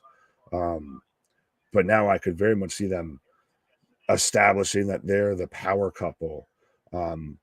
And even if they didn't want to do that, it would still work. But I think that's probably your best moneymaker storyline, is them versus the Aldises of Mickey and Nick. Joint manipulation on 420, 100%. And you should use that joint manipulation to sit there and hit that subscribe button, hit that like button, hit that share button, hit that bell notification. Be a friend, tell a friend. We got the Discord, we got the Twitters, we got the merch stores, we got anything and everything. We got the Spotify's, all of that. We got you covered when it comes to anything and everything when it comes to pro wrestling. Often imitated, never replicated, often duplicated, up to something season never sleeps. Big things popping, little things stopping. There we go. It's official. On the Impact webpage, Steve Maclin defends Impact World Championship versus PCO at Under Siege. Fair enough. But like I said, I'm still fine with that of being a build up to get to that point of you don't want to literally go from Maclin winning the championship into a feud to where he looks like he could turn around and lose it potentially, or he might be the underdog in that situation. You give him time to sit there and have a couple of wins under his belt as champion, build up his credibility as champion. That's where I think that works. Woo! Yeah. Nick Aldis needs some matches to get a title shot. Put Nick versus Moose. That's so. Imagine though if you did that on the same card and Helluva kick from Takeshita on the Lee Moriarty in the corner. But if you did Moose versus Aldis on the same card as Maclin versus PCO, which match would you have main event? Would it be Aldis versus Moose? I think that might be the one, even though it's not the championship match. And I know that's normally sacrilege when it comes to pro wrestling, but to me, I think that would be the bigger draw. Two count after Takeshita comes off the top rope for a 2 count on Moriarty. But I think that's actually a really good shout as to me. Moose versus Aldis is a fantastic, like, first pay-per-view match of him going for the title. And like I said, I could see that main eventing because it's Aldis' first match, and him versus Moose, I feel like would tear the house down. Leafs 3, Tampa Bay nothing. Well, I mean, it's 420, so of course the Leafs are going to win. They're going to roll out to a victory there, 100%. All right, I'm trying to just fit in 420 into any phrase, I feel like, at this point. I'm excited for Marsha Slamovich versus Sawyer Rex. I saw the video package for GCW World Championship for Saturday's match. Is that on Saturday or is that on Friday? Because I know we might have that on as both men come off the top rope with a superplex, but I know we might have GCW floating around in the background on Friday because Rampage got moved.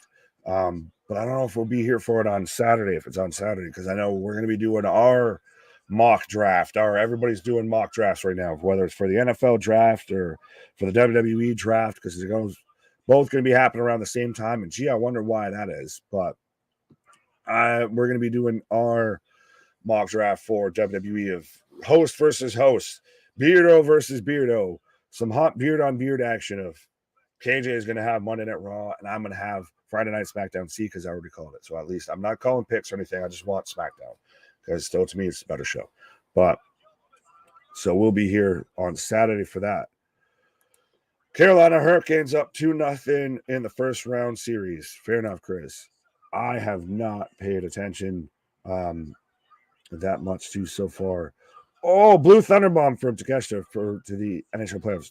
2 count after a Blue Thunderbomb. Wow. This is a good match. That's the thing, is this works as a Ring of Honor match. What doesn't work is when Takeshita's randomly showing up with the Elite as like their fucking hired gun, or when Lee Moriarty's sitting there showing up and constantly out there with Big Bill with green hair and Bivens and going at it with Hook and Domarato, or having matches with John Moxley and all of that. Of this right now, if this was building up as a weekly match or a weekly feud you had going on Ring of Honor, this would be a good feud to have. Crossface from Lee Moriarty after 2 count. Jordan, what up? Robert, what up? I hope Hobbs goes to Ring of Honor and challenges Claudio. That's actually a fantastic show. If you're not going to do anything like that with Hobbs on, I guess, their quote-unquote main roster, with it being Dynamite or even Rampage or anything. You're not going to even have him. You squash him out with the TNT title. Him going to Ring of Honor and just being dominant world champion to me is not a bad idea. Oh, come on. Granted, no, you don't bring QTV. They can piss it right back off. Okay. Hobbs, just the Book of Hobbs, and granted, Okay. you'd have to. But how do you repackage him again after you? I don't just know. repackaged What, him? did he have a momentary lapse in judgment? Like, sorry, I was reading the forward on the Book of Hobbs. Let's get into chapter 1 now here. yeah, let's get the story going. Right. Dun dun dun dun dun dun dun dun. But yeah, we are from Takeshita. Sorry. No, go ahead. We just passed. I was just going to say, we just passed the hour mark, folks. Like Nick said, be a friend, tell a friend, and like, share, subscribe. We are rolling through Ring of Honor. We shortly will have Impact Wrestling. It is 420. The Leafs, of course, the Leafs on rolling. Have a lead. And blowing. And rolling. smoking. They got that heat. Right? Now you need to put that in rotation. There you go. No, they don't. The fucking puff. Hold on to that one. Puff, puff, keep. That's how you get jumped in the cipher. Puff, puff, keep. Yeah, there you go. You just you keep that and hold on to it. You can have that. That even what I'm at. Yeah, right. But yeah, Ring of Honor is rolling along. I mean, again, not bad. Not it's just kind of a 4 squash matches in a row. 4. Okay. 4 scores in 7 years ago. Why do it's funny as a Canadian? The minute I hear that, I think of Kindergarten Cop, which is perfect for you. Yeah, 4 scores 7 years ago. Yeah, do it. As Takeshita gets the 1, 2, 3. Yeah, it's not a tumor. I lost. Where the fuck did my app go? GCW was tomorrow, 4/21. There you go. Well, I think there is. I think they have a show on Saturday, but like they do. They have a Friday for the draft. They have a Friday Saturday combo this weekend, which we'll see. I mean, the thing I found lately with GCW, to be honest, they were doing real great, real hot, but now they got.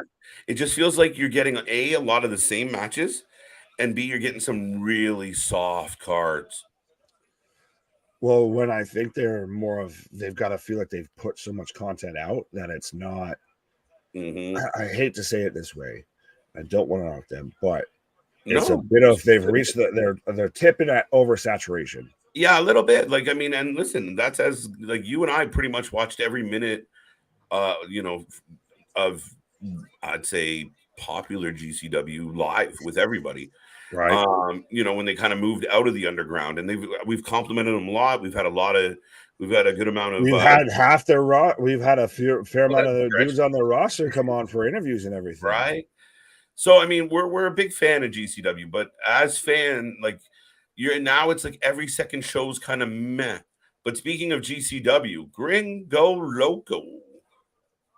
Well, I think everybody right now has had that bit of burnout period of we all built towards WrestleMania, and then now we're coming down on that roller coaster, and we're all kind of like, yeah, now what? Ugh. Right.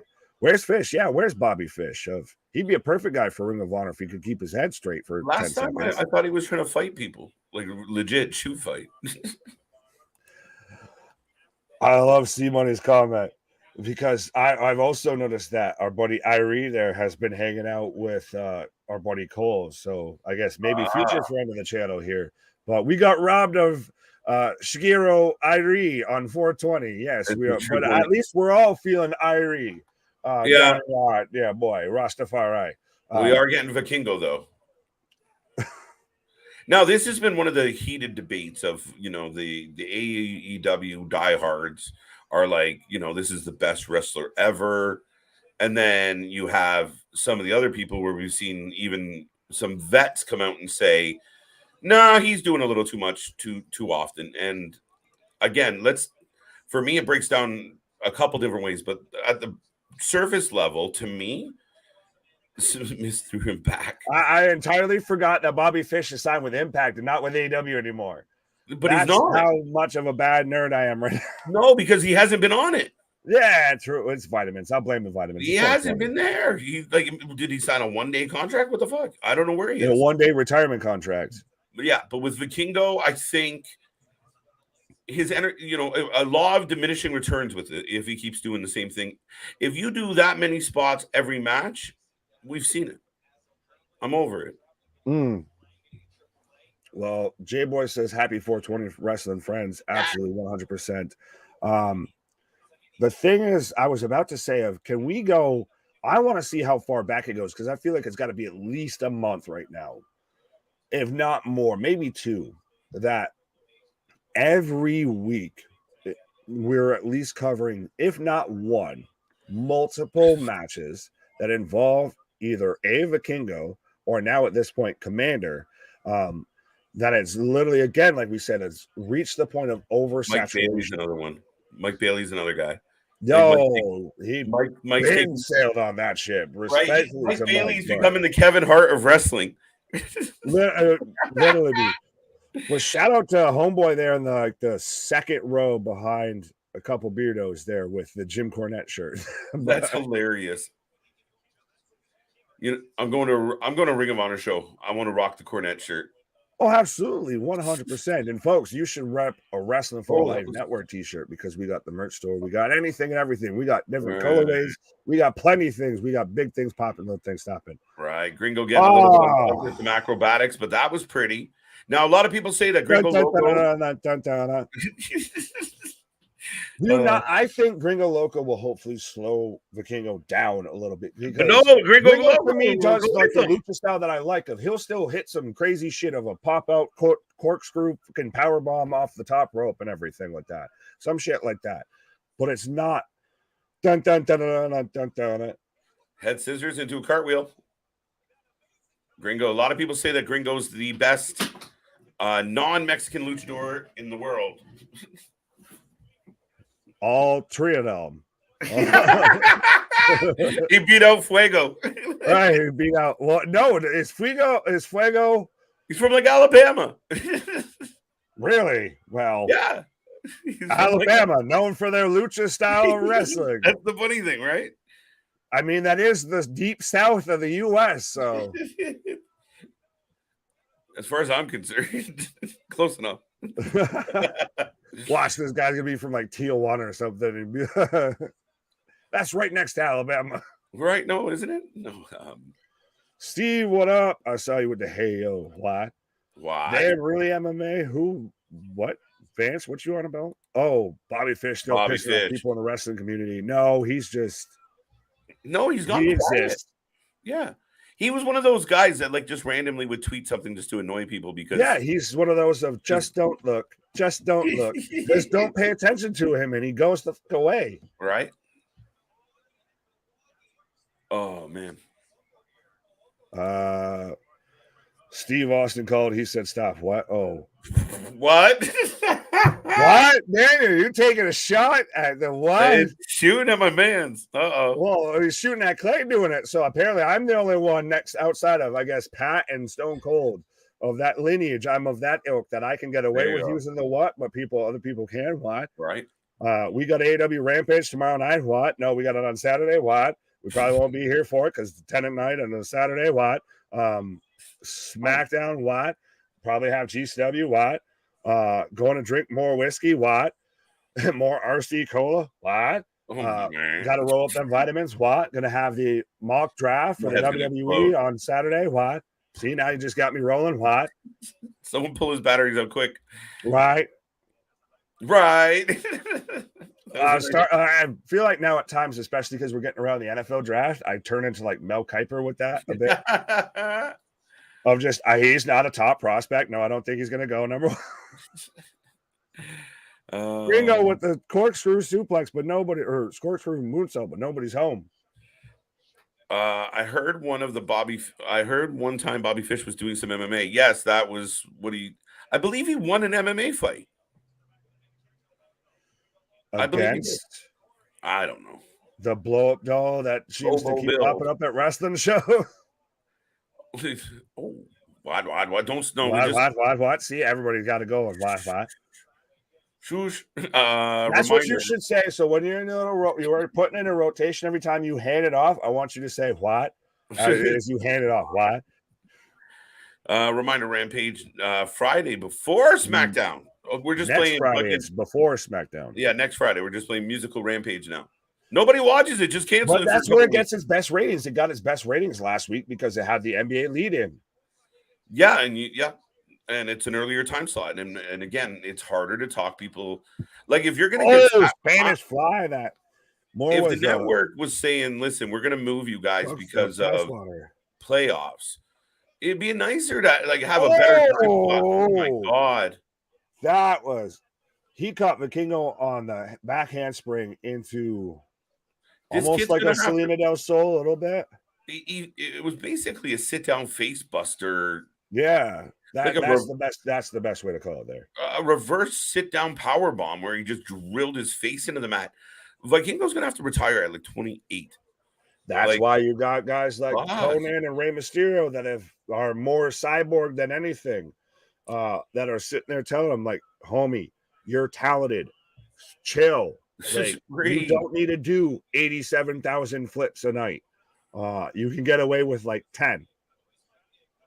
What's up, Hassan? See money. Kyle's mom? Kyle's mom's. After what? Kyle's mom? What? Alvarez and his sidekick blocked me from calling them and Meltzer out for lying about numbers. Oh, God. All right. So I'm going to take a brief pause for the cause while this man goes on about his whole Meltzer thing. Listen, go to Twitter. Go to Twitter. Nick's taking a little break. Of course, we got Impact coming up, folks. Don't forget that as well. And right now, Vikingo and Gringo are putting on a show. But it's funny that you got blocked. We're not blocked yet. But we'll see what happens.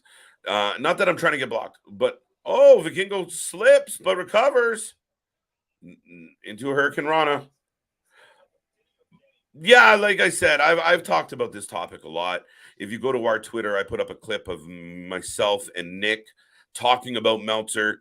Retweet it. I mean, I'm all about, cancel Meltzer, cancel Uncle Dave, cancel.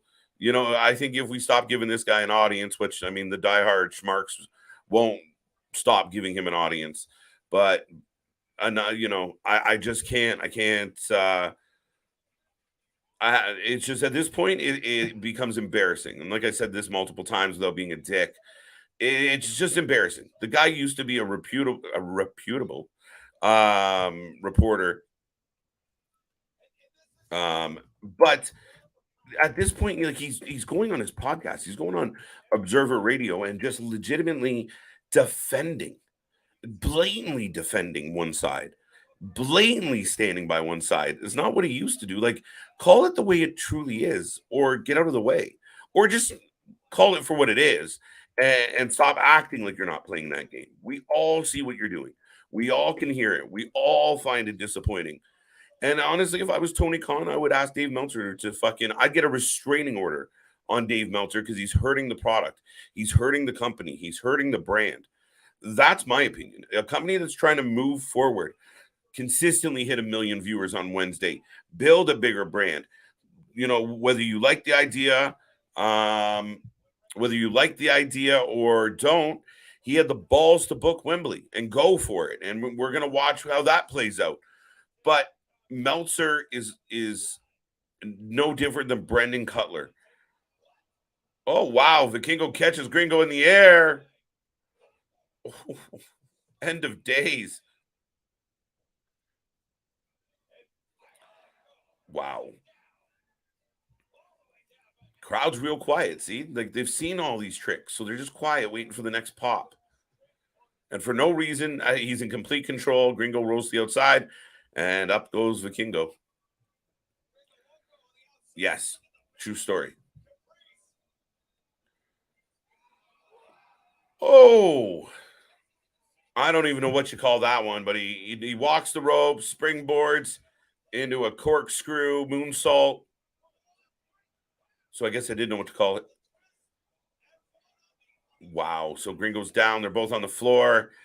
Yeah, it's crazy. The crowd's chanting, holy shit, for sure KJ and Darby's bump card's gonna be used way before he's 40. Yeah, I mean, you got to pick your spots a little bit and understand you're young and exuberant, and you want to do your best. You want to do all the things, especially when you're trying to prove your worth. But it is a matter of picking your spots. And again, you talk about one angle is the bump card, is how much damage are you doing to yourself in such quick succession. Up goes Vikingo. And Gringo moves out of the way. Holy shit, this match won't stop.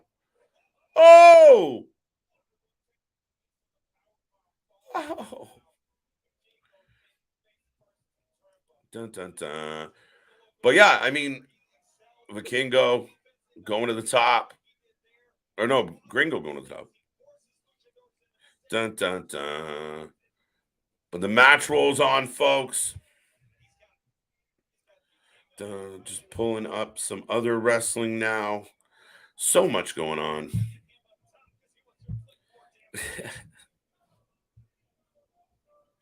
There we go. And ladies and gentlemen, a Thursday night would not be complete without the one, the only Miss Luna Havoc. Hello, everybody. It's been a while. It's been a hot minute. It's been a minute. You've had some things to do. I have been super busy at work. It has been ridiculous, but I am back. And then I was at the show on Sunday. So, yes. How was that? Well, we'll get to that first. But folks, say hello to Miss Luna Havoc. Thank you for being here. Hi, and again, we haven't seen her in a hot minute, but our Impact Insider returning once again. I am here. Yeah. So Sunday, I have to say that is the best live show I've ever been to. Maybe I'm a little biased because, I love Impact, but how they put that show together, and I've never been to Rebel Nightclub, but it was fucking beautiful. It was so pretty. The show was just so well done. Like, it was... I already bought my ticket to Emergence in August, so... Well, I guess it's going to be PCO versus Maclin at that particular pay-per-view, so we'll see. Look at this one. I'm a lunatic. Hey, C-Money. Love that name. Now we got to get t-shirts that say I'm a lunatic. I love it. I kind of want to make those now. Great.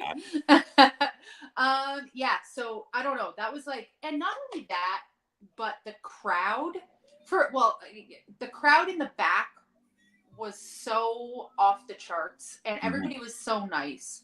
But if anybody saw my TikTok of me screaming in the crowd, I don't know. Go to my TikTok.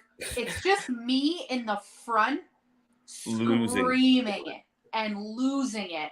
And everybody's just sitting down quietly around me. It was, I don't know.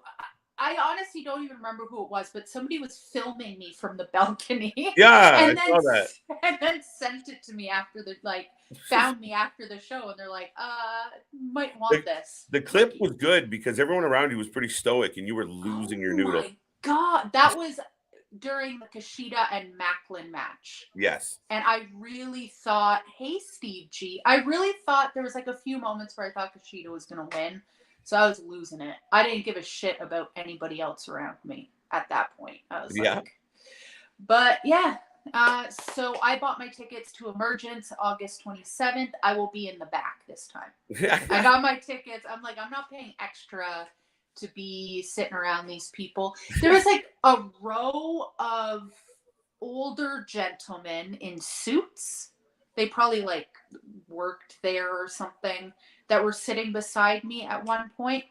Hey, we are pro wrestling. I did enjoy myself. But I got up, went to the bathroom, took my little vape break outside, came back, sat down, and there was a seat open beside me. Okay. And there was this like dad and daughter. They're from some podcast. I can't remember the name. Shit.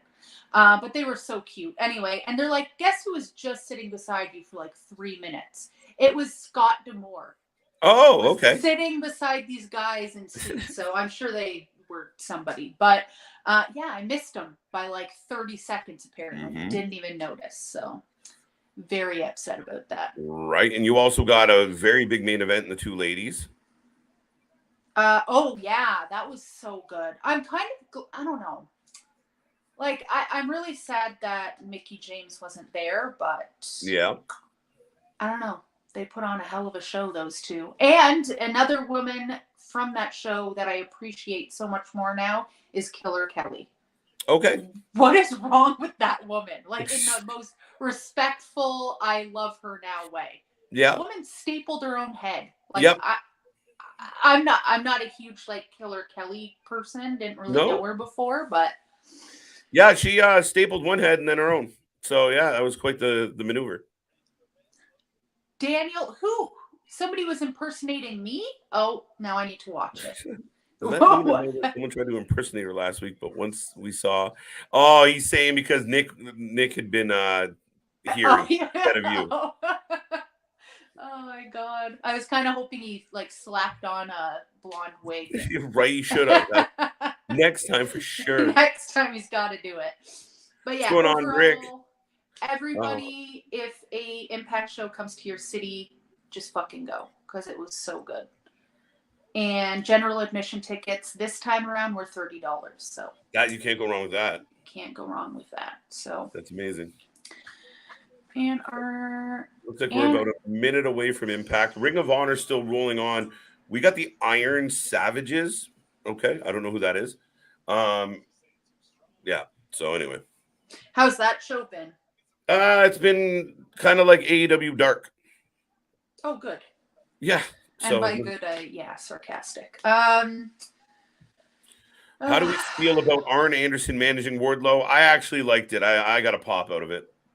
Yeah, I like that. Right. And another thing, I'm really glad Wardlow has his belt back. But if they change it in the next, even 2 months, give the man 2 fucking months. It's the passing back and forth, 24/7 belt thing they got going on. It's not it. At least let them get it warm. Yeah, seriously. Oh my god. Yeah, I wasn't huge on the episode of AEW last night. Maybe I was just like... No, I was. Nick didn't love it. I thought it was a little better than Nick did, but it was a very interesting episode of Dynamite. It wasn't the greatest. There was, again, I think something like the last 9 matches have had some type of, brawl or mess after the match. There's been a lot of the same stuff all the way through the show. Yeah, I don't know. It was not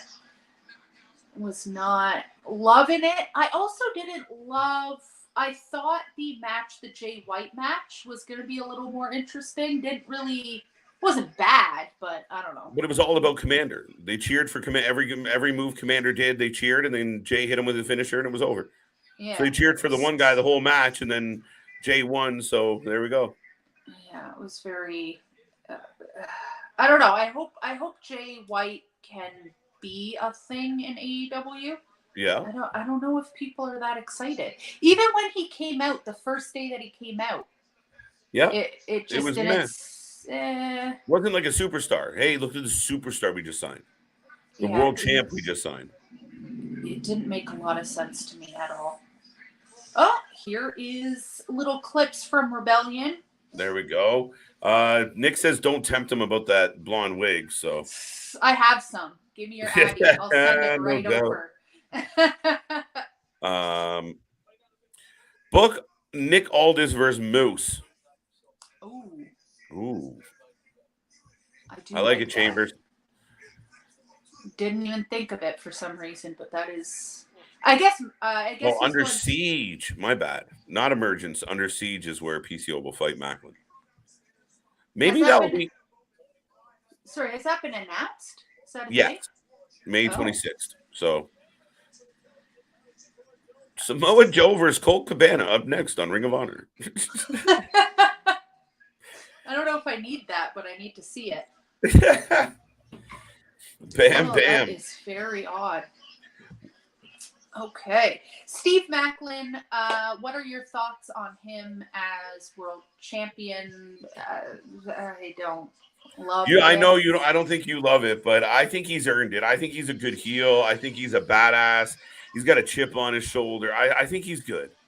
I think he's good too. I just don't know where Impact is right now. I feel like if you look at Impact maybe even 5 years ago to now, I feel like they're growing.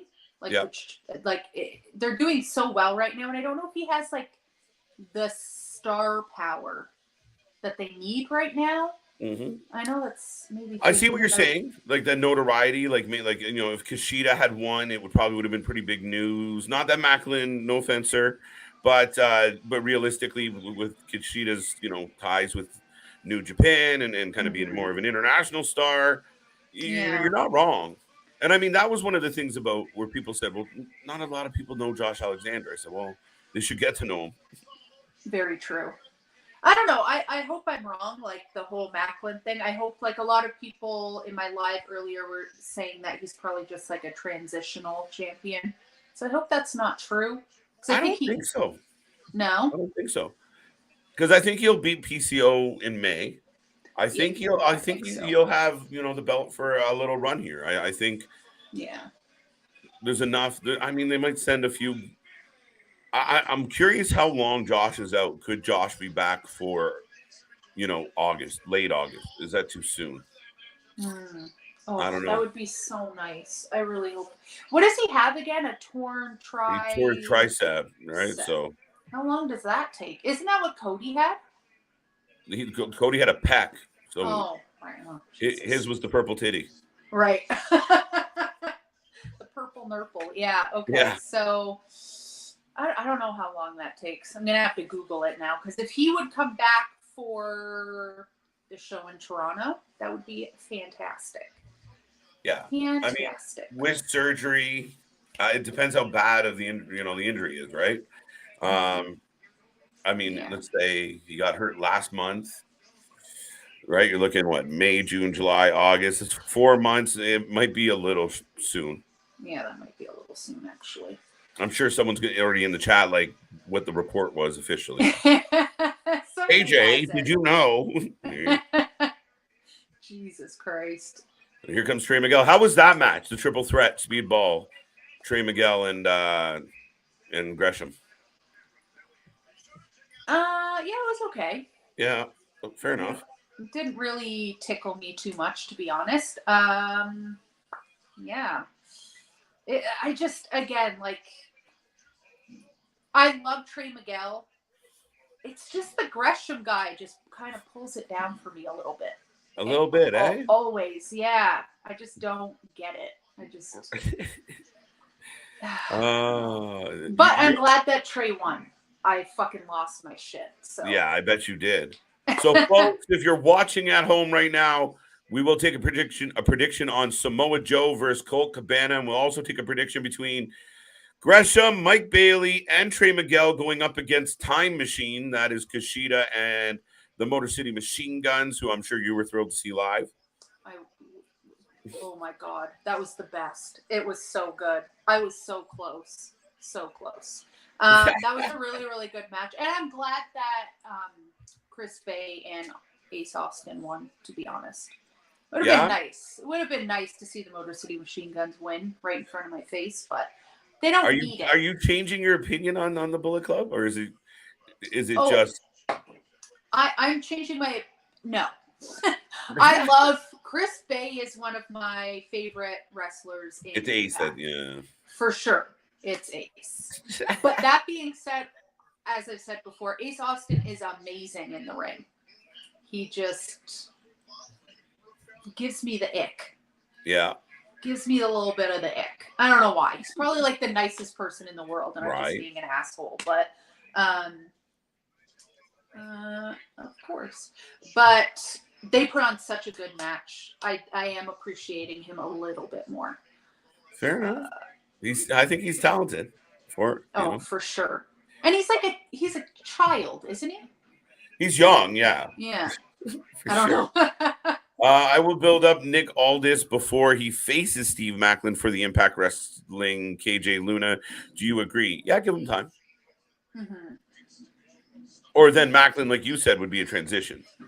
Yeah, exactly. I think it's going to take a bit. And, like, here's the thing.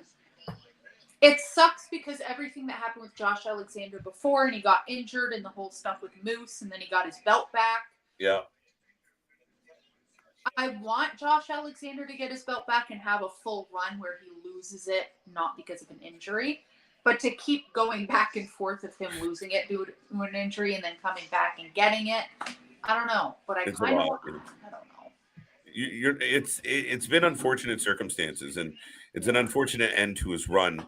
You start to get worried though of like, how do you keep Josh exciting if he's just better than everybody forever? Like so very true. We'll see what they do, but like it's almost at the point of like, okay, Josh, you're going to move on to another company now because you're after, destroying every division in this company, Tag, X, and now World Champion.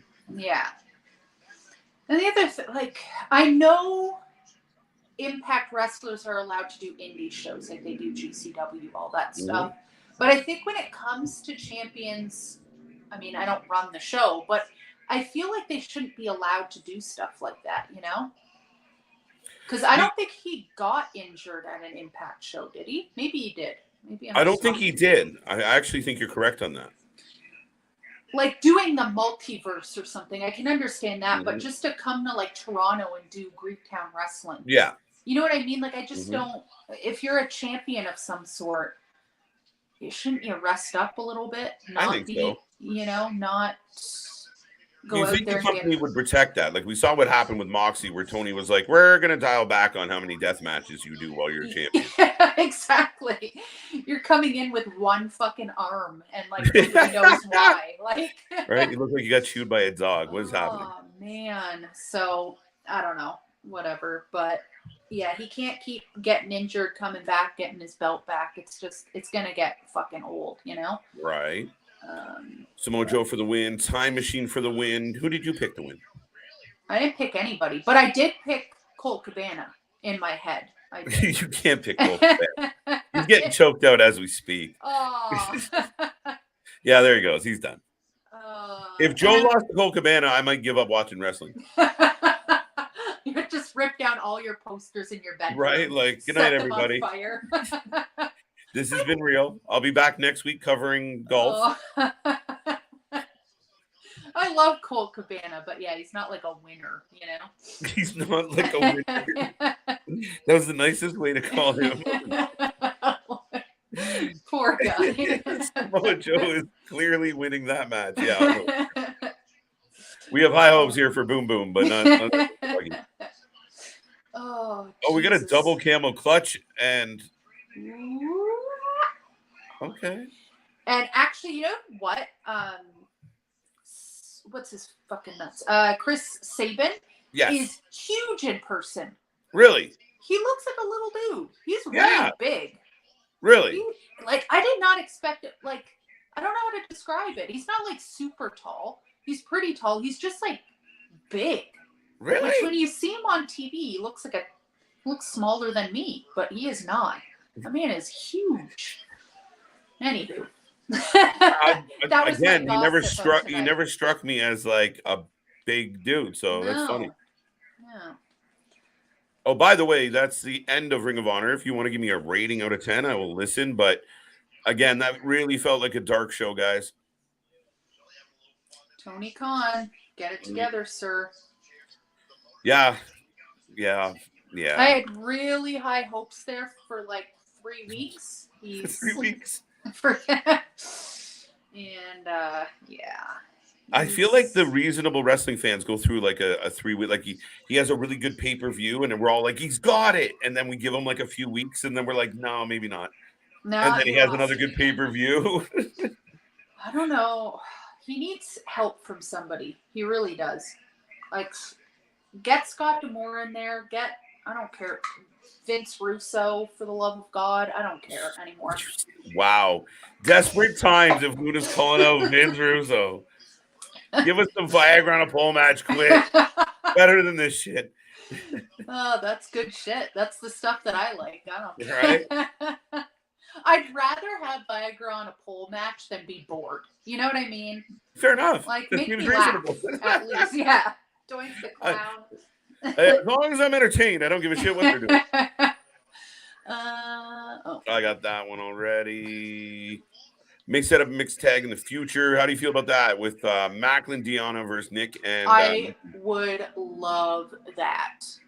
I have a feeling that's coming. Like, I feel like that's already written.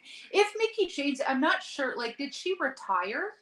Or is she just gonna kind of see how it goes? I don't know. I didn't really understand her dropping her stuff and leaving. Yeah, I feel like it was a temporary retirement. I mean, she left her hat, not her boots. I don't know if that matters. Yeah. Felt very retirement-y, so. But I don't know if Nick showed up, like that's her partner, right? So Right? Yeah. I feel like she can't be done. She's only like 40. Yeah. I mean, she's got a lot of miles. Not like, and I don't mean that in a bad way, but I mean, in wrestler years, she's been up and down those roads quite a bit. And very true. But very, very true. I mean, that's kind of what we felt was happening with the last rodeo, and then we kind of like, oh wait, she's not leaving. Yeah, that was. So many people were confused about that. They really should have explained that. Yeah, they didn't really. Yeah, they're like, they'll figure it out. She's still here. But that's the same thing with Colt had a chance 12 years ago. Oh, poor Fair Colt. enough. Fair enough, yeah. Bobby Roode. Aw, I love Sue. Right. Every episode is better when Sue shows up, to be honest. Bobby Roode apparently is not coming back for a while. And, sorry, I'm watching fucking Mike Bailey kick the shit out of everybody. Everybody. You get a kick. You get a kick. So I don't know when he had surgery, all that stuff, but apparently he's not even kind of ready to come back. And he's almost 50. Who? Bobby Roode. Oh, Bobby Roode. Yeah, he's getting up there. He's a vet. So is he, like, he can't be coming back. He might be Impact bound, a big Impact return. He can wrestle until he's 55 at Impact. True. I would love that. Right. I mean, yeah, look at PCO. Look at him. Right. PCO, Bubba, Tommy Dreamer, who looked 75. Oh, my God. You were close. I was too close for comfort on that one. Oh, poor Tommy. We love you, Tommy. Yeah, we love you, Tommy. Who do you want Deonna Purazzo to face for the Knockouts World Championship? That is a good question. Who do we even got? I feel like the women's roster here is lacking a little bit. It's lacking a little bit lately. They've been a little depleted. Maybe Luna. Maybe Jessica Havoc. They're kind of in a weird place right now. Rosemary, where, yeah, they're all like, Taya got stuck into a coffin. Yeah, she's gone. She dead. Oh my God, who do they even have? Killer Kelly, maybe. Killer Kelly. Like, Taylor Wilde. Yeah, the women's She's division. busy with the tags. Oh, right. Yeah, like you said, it's pretty thin down there. No Chelsea. Giselle? Yeah, even your reaction was, eh. Nobody else? They got to be bringing some women, like, because they brought some women in, but not like big name women. Mm-hmm. Like nobody that. Yeah.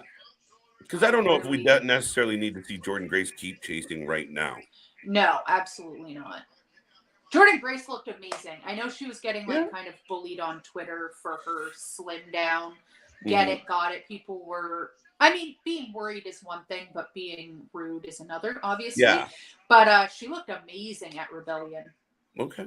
Yeah, no, I think it was, I think that pre-taped on the last Impact where people were like, she just didn't, it was such a departure from what she was, right? Like, so suddenly, and you and I talk about it every week, like, it's incredible she's doing what she's doing, but when you're starting to talk about like unhealthy levels, and you're like, ooh, be careful, girl.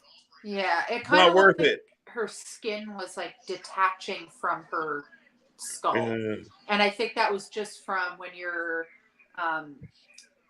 slimming down, whatever that's called, bulking and whatever. I think she was just super dehydrated. That's what it looked like.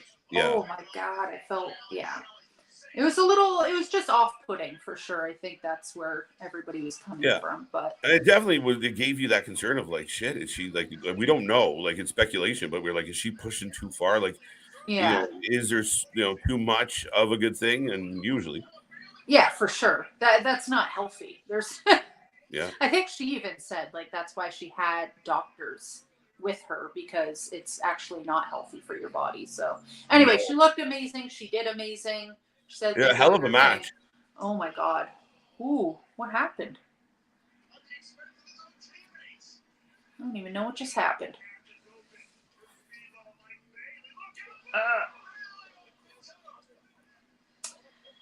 But yeah, also seeing PCO in person, that man is so effortless. It's actually crazy. I don't know how he does it. Like, I'm still tired from watching the show on Sunday. I couldn't imagine how he feels. Well. Oof. Not good. Ooh, I'm sure. 6-1. That's how you respond. Damien, I don't know about her. About who? Oh, Tasha? Nah, Tasha's been pretty quiet. Didn't she just come back though? Yeah, she didn't she have the belt for a minute? She had the belt for a second, but I didn't love it. Yeah, I can't even remember when she came back. It was pretty recently. Wasn't it? Oh my God. Yeah, maybe not her. She hasn't done much. Right? Madison Rain's not there anymore. Emma's not there anymore. Yeah. Impact's becoming a man's world. Yeah, apparently. Jordan Grace is no longer in Impact Wrestling. She's officially. Is that true, Damien? I didn't see anything. A few people have told me that, but I have not found anything that is. If that's even a least bit true, Tony Khan, pick up that phone. Your division needs that type of upgrade quick. Seriously. In-ring talent-wise, she'd be one of your best, if not the best, that you have. She's an extremely talented wrestler. Oh, she's amazing. I don't know. My faith in him is dwindling. It's such chaos, and like just constant. It just, I don't know. It feels like one step forward, 3 steps back, and left hand doesn't know what the right hand's doing. On a Monday, he feels this way and books it this way. On a Tuesday, he feels this way and books it that way. Brings Jeff Hardy back pretty quickly, Yeah, he didn't hesitate. He couldn't wait. So the Hardy Boys are back together. It's supposed to be right in a mid-card nothing moment. I don't know. I mean, I'm excited to see him. Don't get me wrong. Yeah. But I will, keep my expectations low. Right? Fair enough. Masha Slamovich. Forgot about her.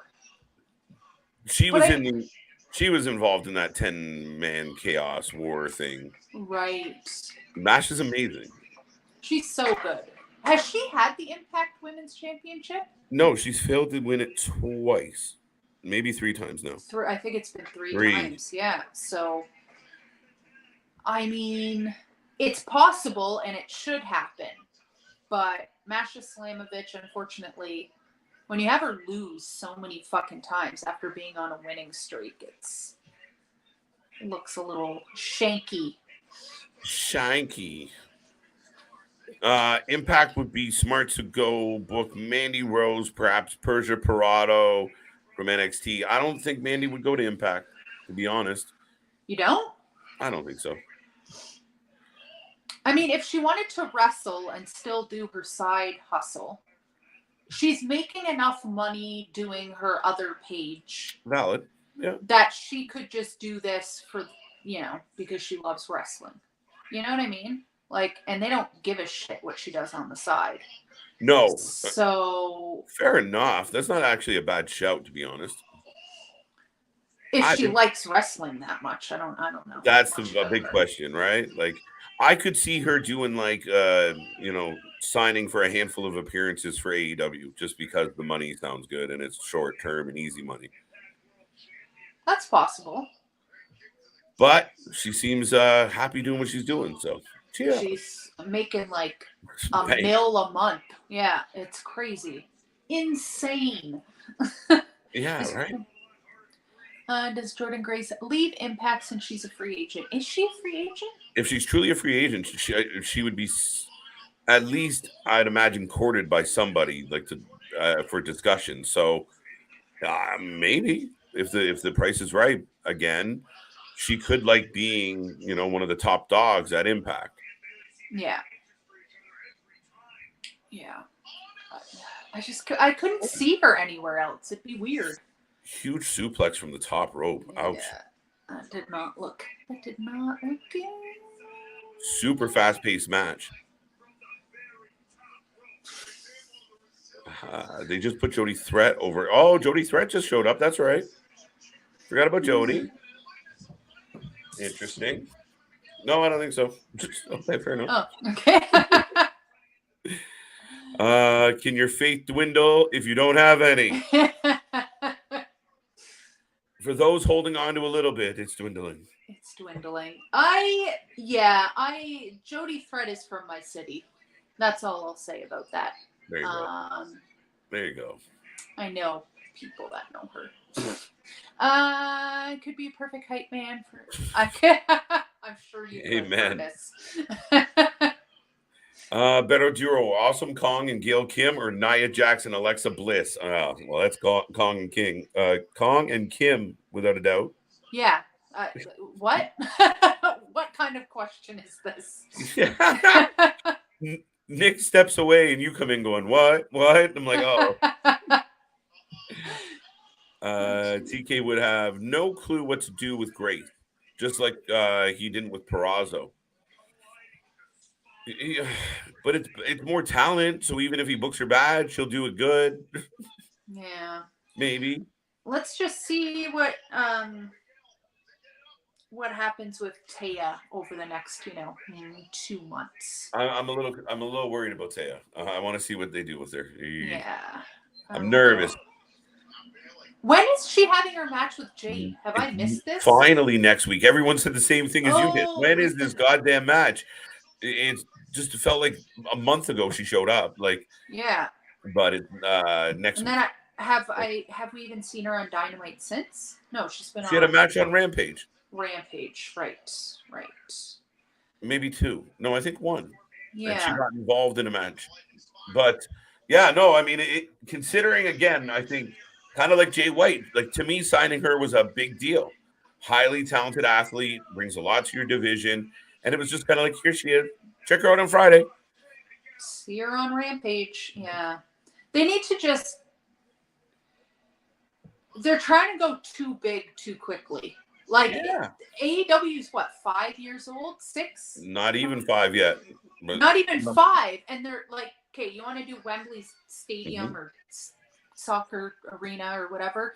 That's fine. But like, to have all these fucking shows come out when you have to build one before you have a behind the scenes, a Rampage, a Dark, like, slow the fuck down. I'm just trying to get into Dynamite first. Like, it's too much. Yeah, if you could, deliver a really consistent Wednesday night show that was banging out some viewers, and like you said, they're getting to that 5-year mark where, oh well, they're new. Like, okay, but we want to see. We're going to the 5-year mark. We want to see some progression. Like, are your viewers up? Are you getting more people consistently to watch your shows? And like you said, before you start adding on Fridays and Saturdays and Ring of Honor, and just make your flagship your flagship. Yeah. Make it good, real good. And if you wanted to do that, if you wanted to buy Ring of Honor for whatever reason, okay, cool. But make it its own show completely. Yes. Don't book it yourself. Just own it. Look at it. Like, Jesus. Amen. No, that's completely right, Luna. I am usually right. Sorry. Oh, you got to see Santino wrestle. You got to see the Cobra come out. The Cobra, oh my God, I was almost in tears. I was so happy. I was so fucking happy. Oh my God. So Time Machine gets the win, folks, if you were keeping track at home. As they should. This man. He's the best. He John literally. Cena. Did he just make himself? I think he made himself laugh. That interview, I can't remember who he does it with. Who is this girl? Oh, it's Eddie Edwards' wife. Oh, I knew it. You got to see, you got to see the casket match. I did. It was so good. It was so good. And PCO won, which was amazing. But this girl, I'm sorry, Eddie Edwards, but with your wife, please stop it. Some people just need to leave their family at home. Is she a wrestler? Is she a wrestler? No, like she just shows up. I think maybe she might have been. I don't know, Oh, but maybe. Yeah, I don't think we need her in the story. No, it's a bit much. It's giving like that girl from NXT that thinks she's a cheerleader and she's blonde and like overacts everything. It's giving that, and it's making me very uncomfortable. I think I know. I think you know who I'm talking about. Yeah. Swinger. Okay. I don't know why. 1-0.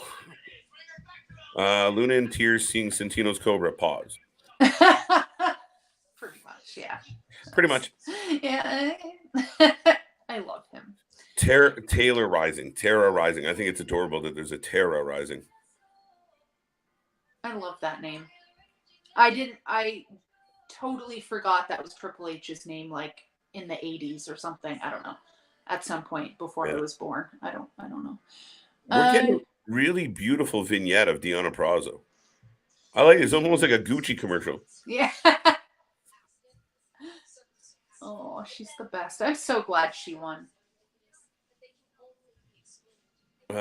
Wonder why they haven't taken Ring of Honor tapings back to Orlando. I think those first set of tapings are great. Or try to get out. I wish they would do just a weekly live show in some smaller venue and make it. Luna said it best. Make it its own fucking thing. I don't want to see all these crossover like this. It's bad. We see some wrestlers Wednesday, Thursday, and Friday, and now Saturday. Shit. Yeah. That's why I know Eddie Kingston is injured and has his hernia or whatever now, but I really wish he had won, and not only because I always cheer for Eddie Kingston, but just to get Claudio off the Ring of Honor, and they need to split it up, and that's exactly what he said he was going to do, and he fucking lied straight to our faces, so I'm over it. Oh, she is wrestling. Okay. There you go. She's going to make me eat my words. Why is that? I don't know. She's probably amazing, and I'm just talking shit because she got involved in the PCO match, and I was so mad because I almost lost. Terra Rising. That is funny as hell. She's here again. I like her. I hope they keep her. I just like her name. I think it's hilarious. Yeah. What? Not last week, the week before, she was in a match with somebody, and it was amazing. Joe Hendry in action versus Jean. Yeah, you saw it. Well, Joe Hendry was in action while you were there. Did everyone start singing? They did, yes. Everybody was super excited. Who was it? It was him and... Oh, my God. He was with Santino and Fandango. And Fandango. Oh, you got Fandango. Yeah. Oh, my God. And I went to go buy a Fandango shirt, and there was such a huge line, and then I said I was going to go back, and I did not. Did not. Wasn't worth. I mean, I don't blame you. Myself. Well, I forgot. And when I went to walk out, right at the T-shirts, there was Rosemary and Havoc were standing there, like taking pictures with people. But I was too nervous to go over because they looked very, very mean. I'm sure they're not, but they're just that's just their look. So it's like, I'm gonna just walk away. Crossover, same. Steve G as WWE. I don't like it on the WWE either. So, two bads don't make a good. No, and I get it, but I think the difference, and I said this before, was WWE has a lot of established roster. So when they start shuffling around, it is what it is. I don't love it, but you have established people. You have to establish that one show. Like you got to go like this is the show, and these are the guys on it. And like Mark said, they're not the same, exactly the same fans. Not looking for the exact same thing. Make it separate. What do you mean by WWE crossovers from SmackDown to Raw? That's what I'm guessing. No, he's going to be like, oh, you were completely wrong, but that's what I ran with. That's what I was thinking too. I feel like that's different though, because like AEW and Ring of Honor are completely different. I know they're owned by the same dude now, but it's different shows. It's a different fan base to me. Yep. To me, at least. Yeah. I agree with you. I don't know. I'm over it. Should be separate tapings, venues. True. I'm excited to see Moose in action versus Umura.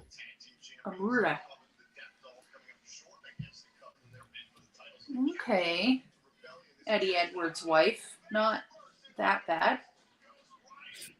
Not that bad. Not.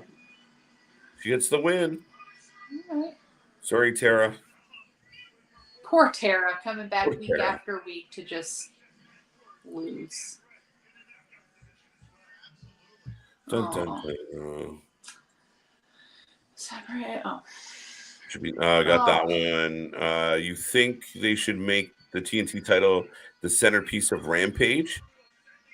They start passing around like a hot potato, maybe. Yeah, if they make it, you could actually take it seriously. Who's that? Is it Killer Kelly? No, it's the other one. Jody Threat. There we go. There you go. It's Jody. Jodith. All right, so Alicia and Jody are going to have some issues. I think it should be only featured on TNT shows or pay-per-view.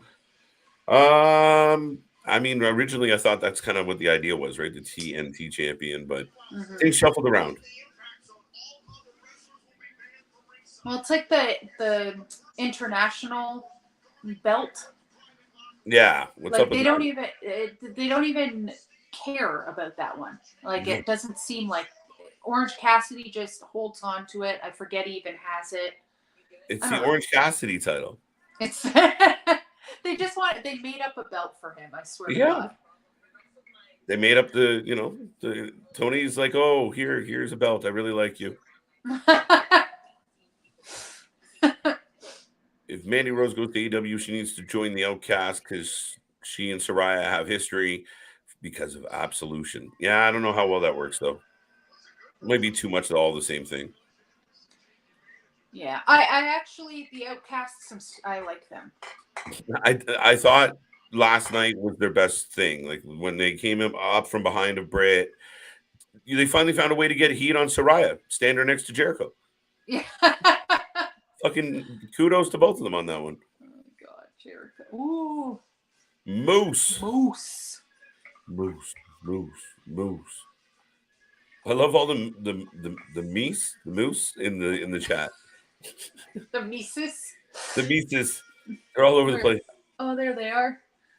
Oh my gosh. With Brian Myers. What a weird friendship. Very weird.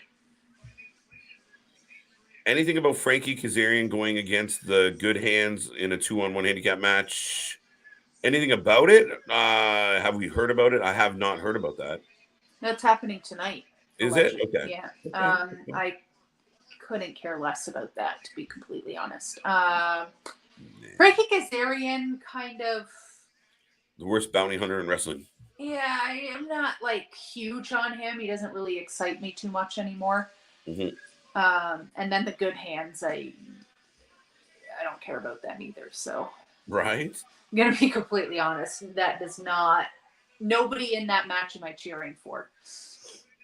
Mandy doesn't need to go to AEW, nor does anyone else right now between AEW and Ring of Honor. Khan's already got around 300 people on overbloated rosters. He can't book for crap. Daniel, tell us how you really feel, my dude. But I mean, yeah, I don't think he needs anybody else at this point. He needs to do something because he clearly can't. Like it's like booking from the mind of a child. Like that's what it feels like at times, very childlike. Like, and then they do this stuff, and then they do more stuff, and then there's more fighting. You're like, dude, that's one segment. There was 4 brawls in that segment. Like, it just feels very kid-like at times. Very Yeah, less is more, Toneth. And I feel like, I know like people are always coming for WWE for budget cuts and all that stuff, but it's unfortunately part of business, right? And I think Tony needs to the budget cut. He needs to cut some, fat, send people to Impact and he has such an amazing roster. I'm not saying like there are people that suck, get rid of them. I'm just saying, no, but there definitely when you have that many, people. Some of them have to suck. Yeah, some of them are gonna suck. But just the way it is. Just let some of them go. There's other amazing wrestling companies out there like Impact or MLW or whatever, right? So it's not like they're going to be out of jobs for the rest of their life, I'm sure, and they could work their way back up to wherever. So, and they can sign back later at a later date when you got more room for them. But if it's a logjam, if you can't find out, like if you're going to sign Jay White and put him, down in the middle, granted, I like the idea of him and Ricky Starks, but love it. You run a risk, right? Of like, you get these guys and they fizzle out, and girls, because you don't know what to do with them, and you don't really have the time to do anything with them anyway. Exactly.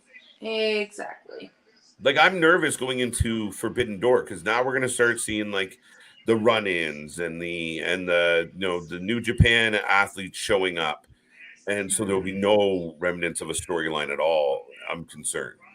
And then he's got 2 big pay-per-views. He's got Wembley and he's got All Out. Oof. Good luck.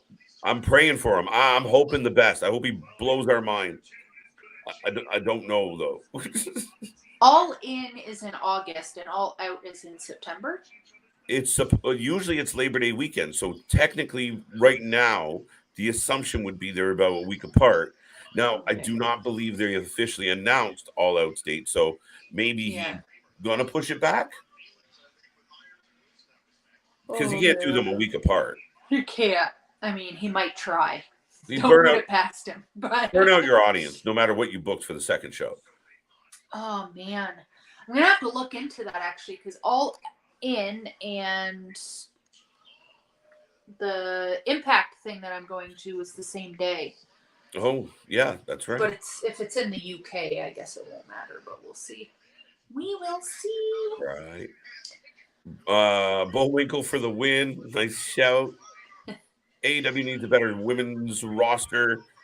Yes, and they also need their women's roster highlighted properly. Yeah, that's the thing. I don't think they need a better women's roster. I think they have a great roster. It's just how they're booked, right? Like, I mean, it's all being booked kind of shanky, but women and men, it's just all the storylines. But the women are getting, like, it's an afterthought for sure. I think what happens, like everyone says, well, like the crowd's real quiet when the women wrestle and stuff. I think it's just there's so many super marks out, like at the AEW shows, they all go quiet because you're like, is that a woman? I've never seen one of these in real life. Oh my God! Probably. I kid. A little bit. You though, yeah. Deep down, we know it's true, but yeah, it's. I don't know. He needs to get his shit together. And there's no way. So what I'm hearing is AEW is going to have a brand split. Yeah. Which, again, why? And I'm hearing it's because people don't want to work for CM Punk, with CM Punk. That's the rumor. Now, that could be a guess, but that seems to be the case. Like, he's an asshole. Punk? Like, yeah. But Punk wants to work. But, like, here's the thing. He's an asshole. Then what? Like, you're not going to work with him because he's an asshole? Oh, okay. I see what you're saying. Yeah, like, we know he's an asshole. Yeah. Like, you knew that going into this. So now you're going to act shocked that he acted like an asshole. Like, right? And if you are such a coddled little child that you can't work with an asshole, maybe that's a you problem. You know what I mean? Like, sometimes people aren't nice. Well, that's the way of life. Like, you know what I mean? Mm-hmm. I don't know. And I'm not like saying, oh, just go out and be an asshole and everybody should just deal with it. But like, you're going to come across them. It's just the way it is. It's just the way it is. And if you're going to be like, well, you have to separate us by class because I don't want to work with an asshole. Like, stop being a baby. Maybe he should calm down a little bit. Seems like there's a lot of problems where he goes, but also... But there's a lot of good press around Punk. That's where I'm torn on this. That's the thing. When you listen to other people in interviews talking about Punk, they say great things about him, but that doesn't get as many clicks as he's the asshole narrative, right? So I feel like there's always a lot of ego when it comes to sports, celebrities, people with celebrity status, right? So I can't see it 100% just being him. I'm sure Chris Jericho isn't a fucking field full of he cannot be a doll. No. So, like, come on. Like, get it together, man. You're like... Yeah, like, suck it up and do what's... like. It's the criticism about what happened with FTR, right? Instead of dropping the belts to FTR, they created a trios division. All right, thank you, Tony. Now you give the Bucks and Kenny a trios division because the Bucks didn't want to fight FTR and drop the belts, and they were all, the fans are cheering for them, not us. Now they're like, okay, you know what? We can't work with Punk on this show at all. Just give us our own show. Like, how much dollars are they going to milk from this guy? And he just keeps going with it. Instead of saying, work with Punk or go home. No, well, I'll find another show, guys. I'll give you guys can have Dynamite. I'll give Punk a Saturday show. And here's the thing. Like, I understand the Young Bucks are the EVP. I don't know what they are. There's somebody. EVP, supposedly. Let me turn this down. Jesus. I'm still here. Oh, hey. But here's the thing. From a business perspective, and I love the Young Bucks. I love the Young Bucks with Kenny. I'm a Young Buck Mark. But if we're going to put asses in seats, is it going to be the Young Bucks or is it going to be CM Punk? Like, realistically. That's the thing. You hate him, and people can hate him all they want and say that, yeah, he's an asshole, but he's the most interesting thing on your show, and more people tune in for that asshole than those apparent non-assholes. Yeah, apparent non-assholes. Hey, a lot of people outright, including the man himself, Shawn Michaels was a complete dick for the entire 90s, right? Shot on everybody. Yeah. But he was the top guy. They booked him. Austin was apparently not a fun guy to deal with. Brock Lesnar fucking hated wrestling up until 2 years ago. Like, you know what I mean? Like, Hogan, infamous for calling his own shots. So it's not anything new. Top guys tend to have an ego. Top guys tend to have a bad attitude sometimes, but they generally are passionate about what they're doing, and that's the thing. Well, if they feel like they're getting fucked around, they're going to let you know. And if you can't deal with that and can't put business first, then they don't belong in the company. Yeah, exactly. And that's the thing. The people with the biggest passion always have the biggest mouths as well. Doesn't mean that they're assholes. Sometimes they just have really strong opinions, and it's hard to get along with people like that. Did you just point at yourself? You lost me at the end there. Sorry. No, it's just, I don't know. Like, is he an asshole, or does he just love wrestling? I just think he's willing to stand up for what he wants, and if he's dealing with things that he doesn't agree with, he's vocal about it. Now, sometimes is his own ego or his own self-view not in the right place, for sure. But see, I think you ever have that scenario where, like, you fuck up, and then a couple weeks later something happens and you didn't fuck up, but because you did fuck up before, people are like, you definitely fucked up. And you're like, no, I didn't do it this time. And that's what I feel like. It was so easy to say, well, there goes Punk again. But because he was an asshole, he was a dick. But this is a guy who's showing up, giving everyone Starbucks cards and watching their matches. It doesn't sound like the same guy. No, it doesn't. But it's easy to say that because everyone right away was like, we knew he was going to go and be a dick. And then he publicly was a dick, and we were kind of stuck. Yeah. But I loved that fucking promo. I love that press conference. They should be playing that on a loop leading up to a big match between all of them because like it's just amazing. Like if they could turn that into money, everybody would tune in. Everybody. Oh yeah. Oh, the amount of money I would pay. Right? I need that to happen. Just Yeah. CM Punk versus Kenny Omega. Like anything. Just let's fucking go. We're all going to tune in because it's either going to be like a work of art or it's going to be a complete shoot and go fucking sideways quick. Right? The first super kick that goes too stiff, they're dead. Well, AEW Dynamite June 21st, which is the first day of summer, is in Chicago. True. Summer of Punk. Summer of Punk. I don't know. I truly think that this is Tony Khan's chance to make the next step in running a company. This is his chance to put his foot down and say, here is my vision for this company moving forward. And if you don't like it, guys, I can't accommodate you. Yeah. Punk is like, well, I'm going to bring Punk in. And if he fights Jericho, if he fights Eddie, he's going to draw me money. Do you want to be a part of that money or not? Exactly. And here's the thing, like I don't know Tony Khan, but he comes off like a yes man. Like he wants to make everybody happy, right? Yeah. And he can't. You just can't. It's not possible. Somebody's going to be pissed off, and he just wants to be everybody's BFF, and that doesn't run a good business.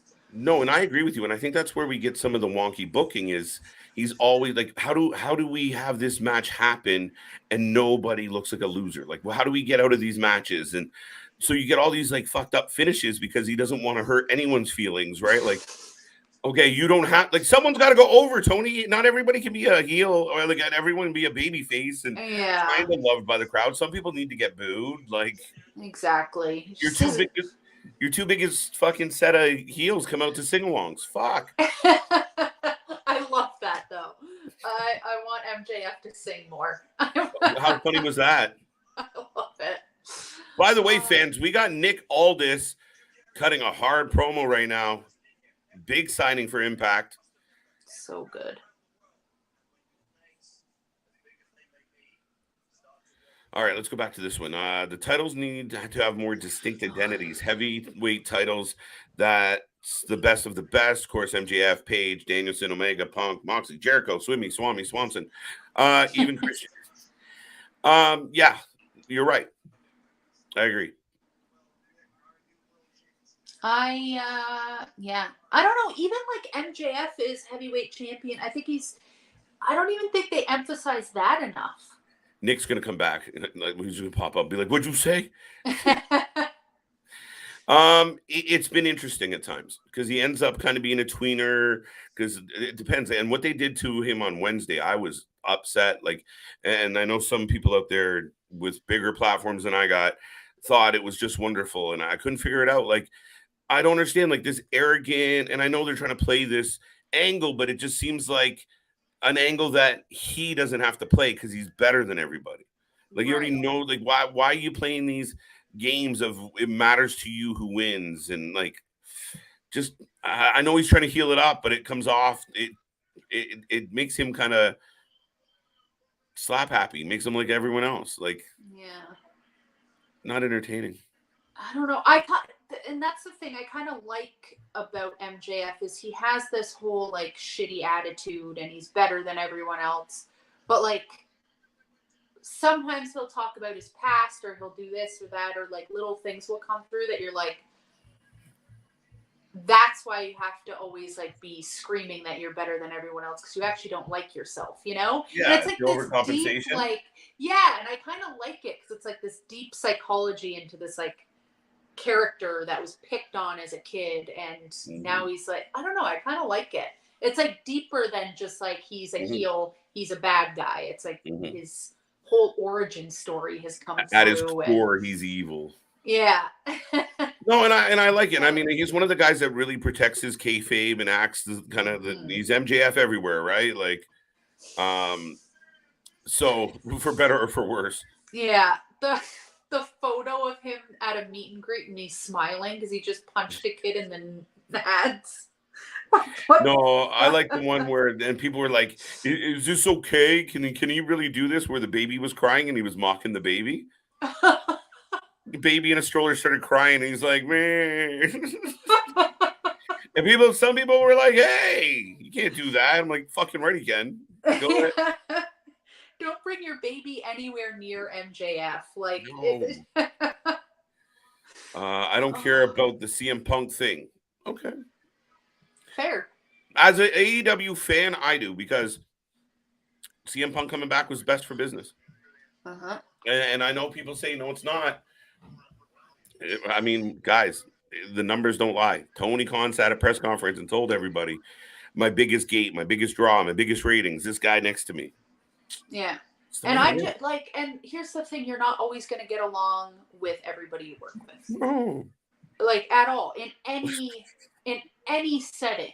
It doesn't matter if you work in sports, at Sobeys, at Walmart, at the fucking garden house. I don't care. You're not going to you have to get through it. And that's the thing. Like, you all have one common goal, whether you like somebody or not. So why these people can't figure it out and be adults about it makes no sense to me. Could not be me. Like, get it together. Yeah. And I do think the boss had, like, I feel like Tony is, because you said he's a super nice guy. Everybody says that. And everyone says that as they're sliding money out of his wallet. Yeah. Right? Let's be real. I feel like he's just like the grandfather that everybody takes advantage of because he has dementia or something. Like, it's so sad. It really is. It kind of, yeah. But everyone says he's such a nice guy, and I get it. But he's got to be able to make tough decisions, and he's got to be able to look at things without all this emotion attached to everything. Yeah. He's just a fucking mark. And that's the thing. Like, there's nothing wrong with that. So am I. But, like, this is why I couldn't run a business. Because I would just push whoever I want to push. Doesn't matter about you guys. Right. I'd just, like, be signing, again, Vince Russo. And, like... Back to Vince. It always comes back to Vince with me. You know what I mean? Like, you kind of have to, like, love wrestling, but not to the point that he does. Like, I feel like he just is there, like you said, just throwing everything together. I just want to make a wrestling show because I love wrestling. But, like, a little bit too much, buddy. But I think this is where, okay, so I'm a diehard wrestling fan. I fucking end up starting this wonky, crazy, YouTube channel, and we're rolling through it. But I would ever think, like, if I got in his position, I'd want to do it to the best of my ability, right? And if I sat down and I watched Dynamite, and I was the one that made Dynamite, and I'm watching it going, fuck, this isn't very good. But he doesn't have that ability. So I think I would look to somebody that I trust, or, have people around me that I can say, hey, guys, what am I missing? What am I not doing right? Why are people saying all this bad shit about my show? And so I could learn. I think I'd want my show to be as good as possible, not just cater to that pocket.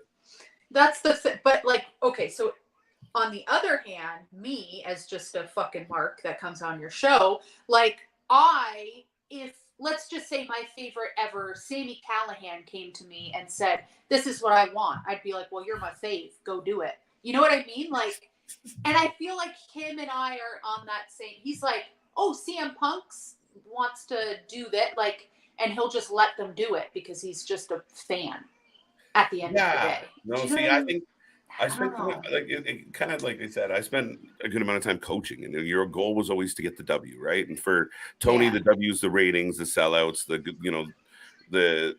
overall success of the company.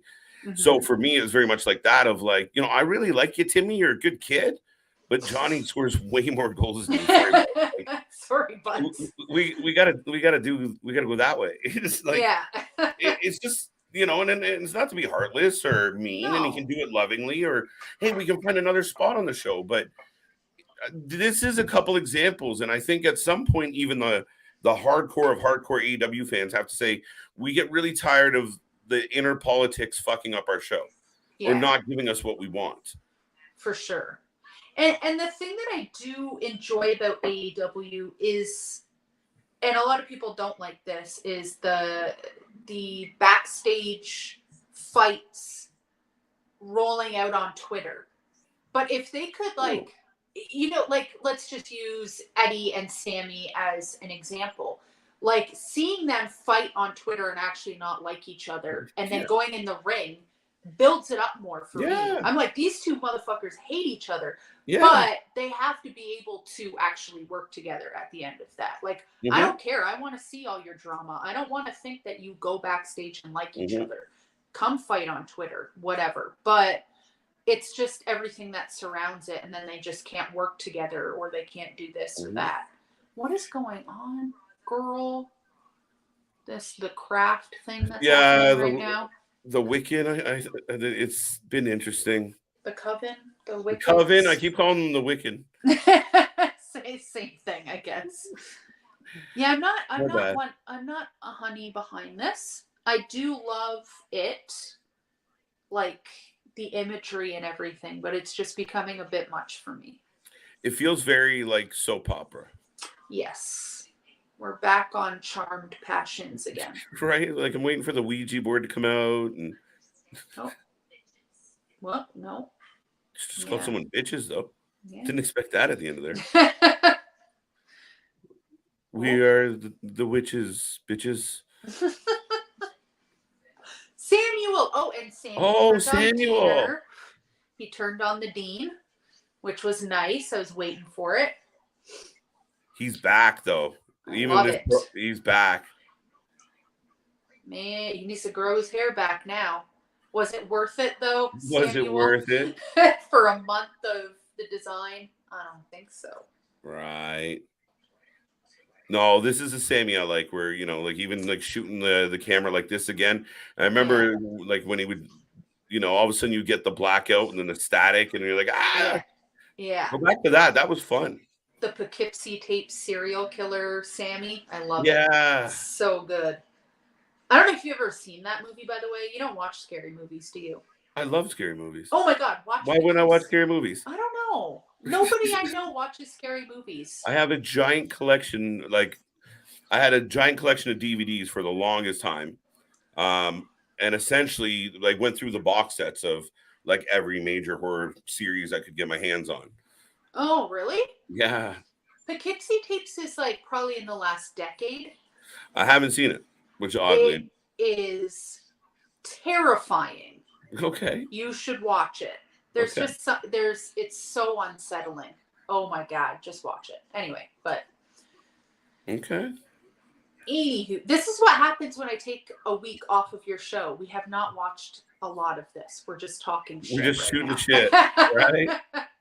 Just shooting the shit. Oh my! And you know what? This is the first day that I felt good, because after the show on Sunday, like, I didn't drink too much at the show or anything, but I had like 3 drinks in 3.5 hours, something like that. But I don't know if you've ever been to the Docks or Rebel nightclub. Yeah. It is down at Cherry Beach. Yes. So when we were all leaving, you either had to walk 20 minutes to transit out of the beach, or you call an Uber or a taxi. Mm-hmm. Taxis and Ubers out of there for a 20-minute ride were over $100. Yeah. So I had to wait for like an hour and a half in the rain with a bunch of wrestling fans. I didn't get home until 2 a.m., which for me is like, I don't do that shit. That's not for me. So like, getting my sleep schedule back and stuff, I finally started to feel normal again today. So there you go. I can't stop talking Good timing. a little bit. Yeah, seriously. Oh my God, it was so bad. But I'm going back in August. Even Joe Hendry. You got to do the clap along. I'm jealous. Oh, and the arm wave when he came out. Oh, it was so good. The pop for Joe Hendry was amazing. Yeah. Oh, yeah. People fucking lost their minds. We were all singing along. It was the best. See, now that we got, like, Mean Steve as the champion, Joe Hendry would be a nice opposition to that energy. Ooh, Joseph. Maybe he'll lose his belt soon. Yeah. Not too soon, but soon. Yeah. I could see him as champ.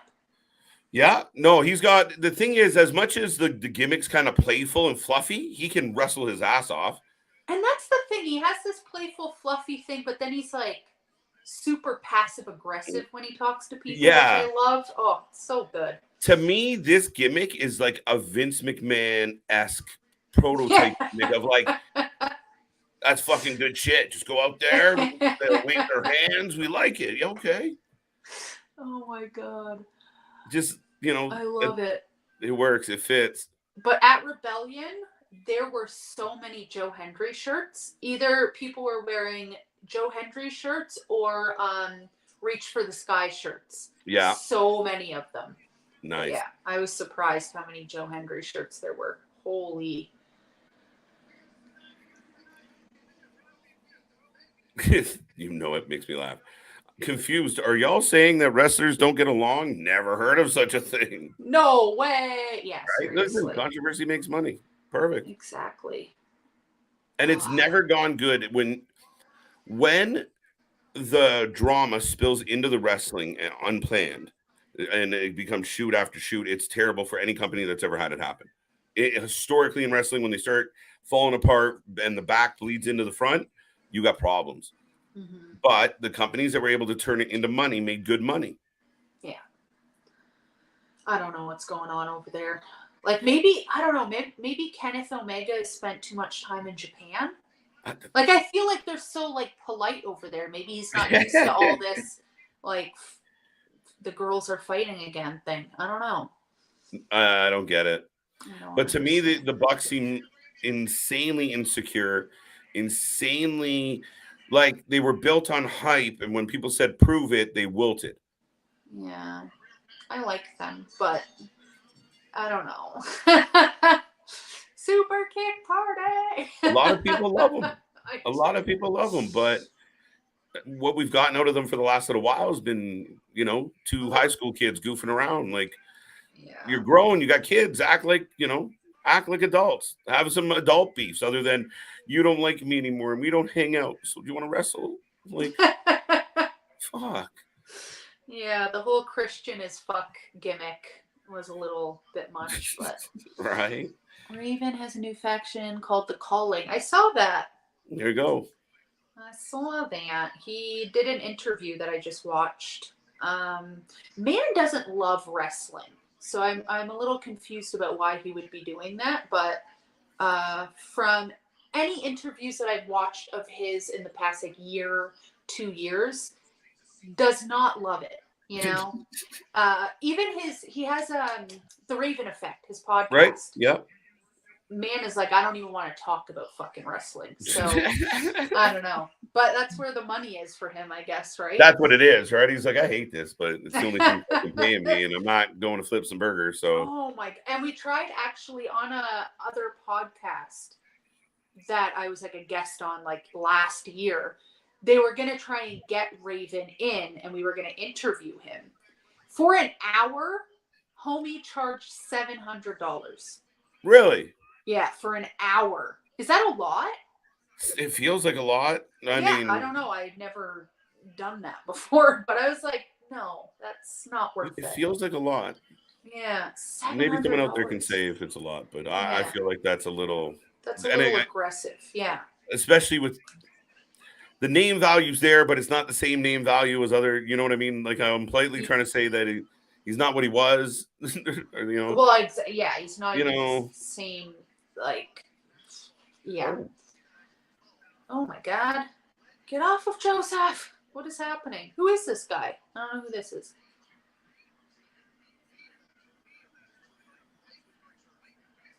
Do you know who that is? John. Oh, right. Yeah. He's, I mean, this is like an open challenge. I thought it was Velveteen Dream for a second. Oh, no, that. I was going to say that'd be so cool, but I guess it wouldn't. Not anymore. Once upon a time, it would have been really cool. That would have been amazing. Okay, you know what? Sheldon, Gene, whatever your name is. I want to know why Raven's charging so much. He's got to get double knee replacement. Oh, now we feel bad. Actually, he already did those. Now he needs to get his shoulder done. So yeah, he probably has some payments. Poor guy. There you go. There's the answer, Mr. Price.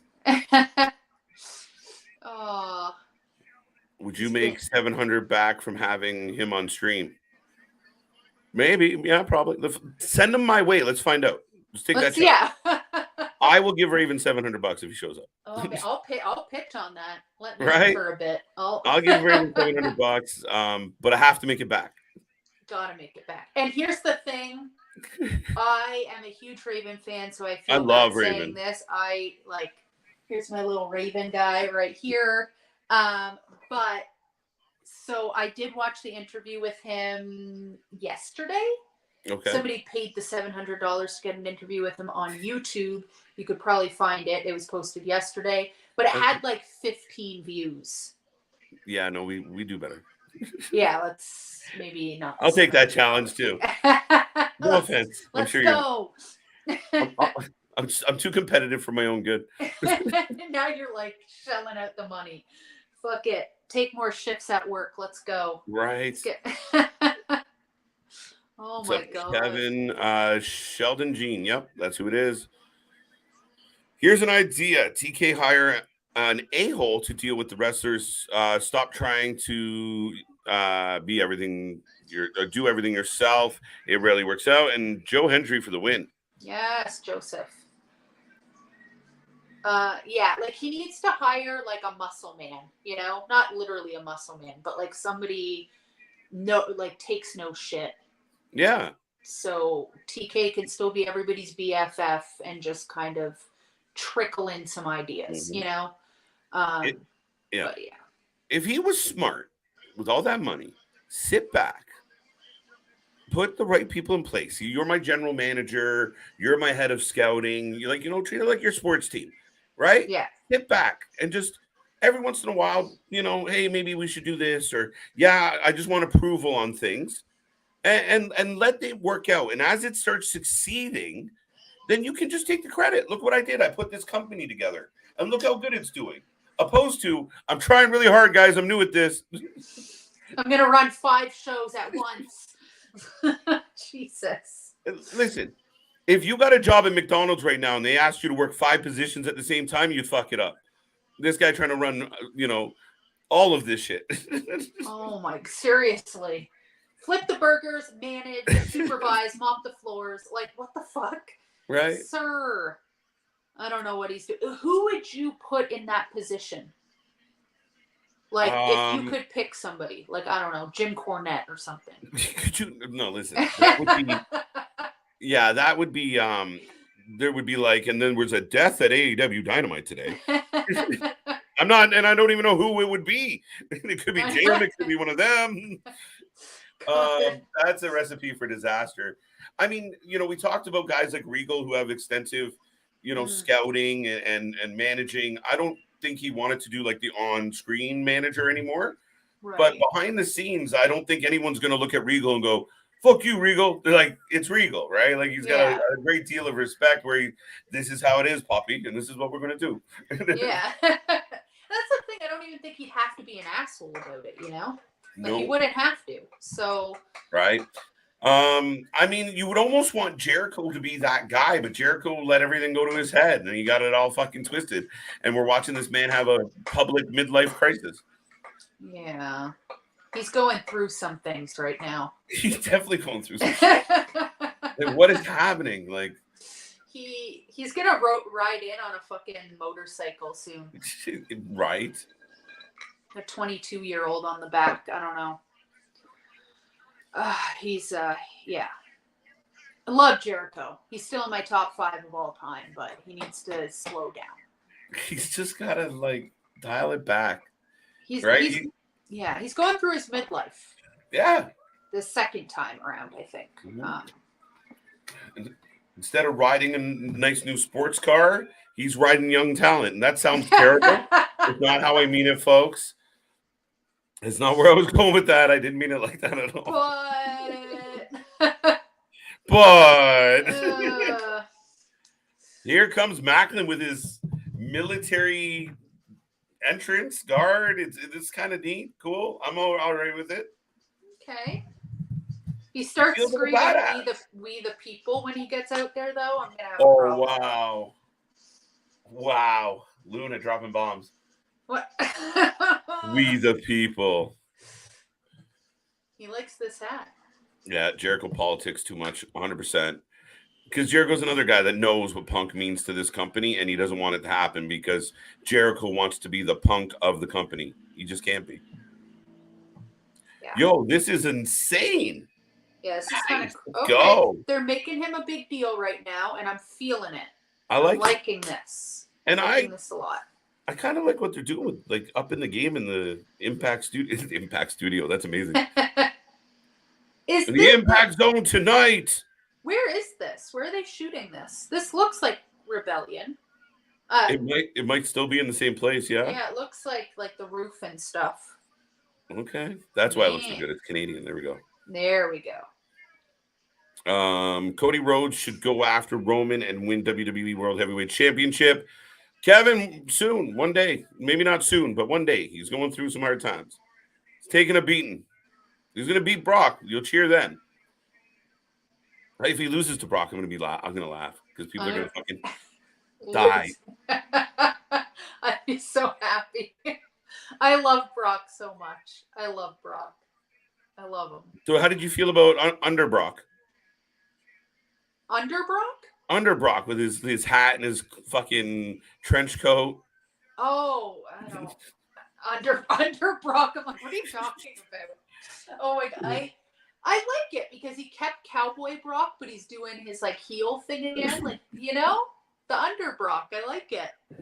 I don't know. I want him to beat Cody at Backlash. That's all I have to say.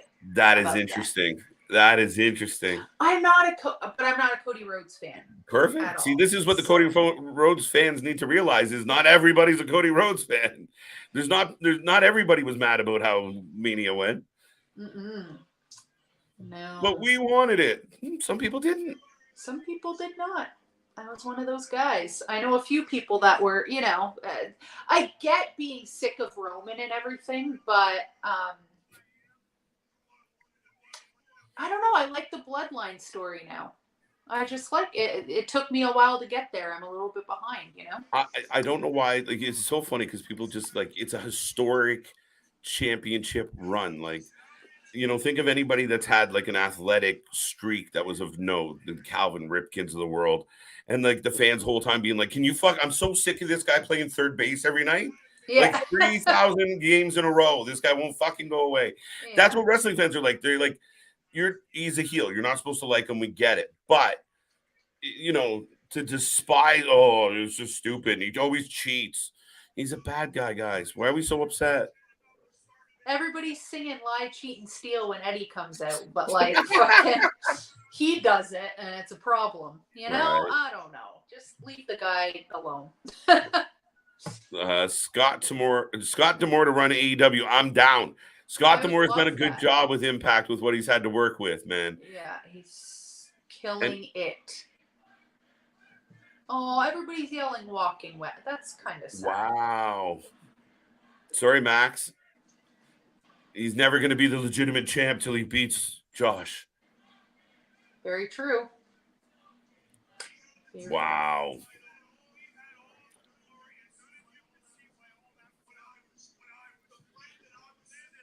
He looks like Thanos. He looks like... He's got that big pronounced jaw. I know. I totally forgot about the clips of him stalking Josh in the back like a weirdo. It just like hit me all over again. What are you doing? What are you doing, buddy? You're big. We can see you. Yeah, seriously. Not a chance after the way the working relationship between the two went down. AEW used Impact as a glorified commercial, and nobody from Impact got over with AEW. I don't know what exactly that's in response to, but Impact wasn't happy with that. Yes. Who's that chick? want to be friends Yeah, with who her. is that lady? I don't know. She was not happy.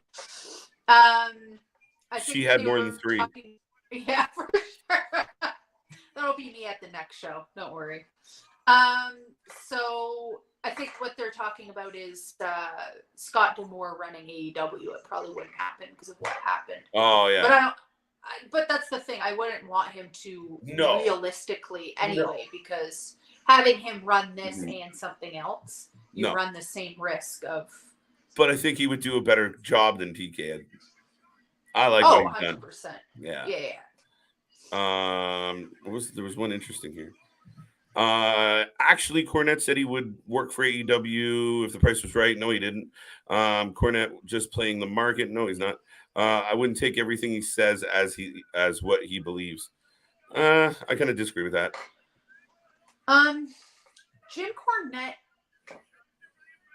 I don't know. He doesn't want to work for AEW.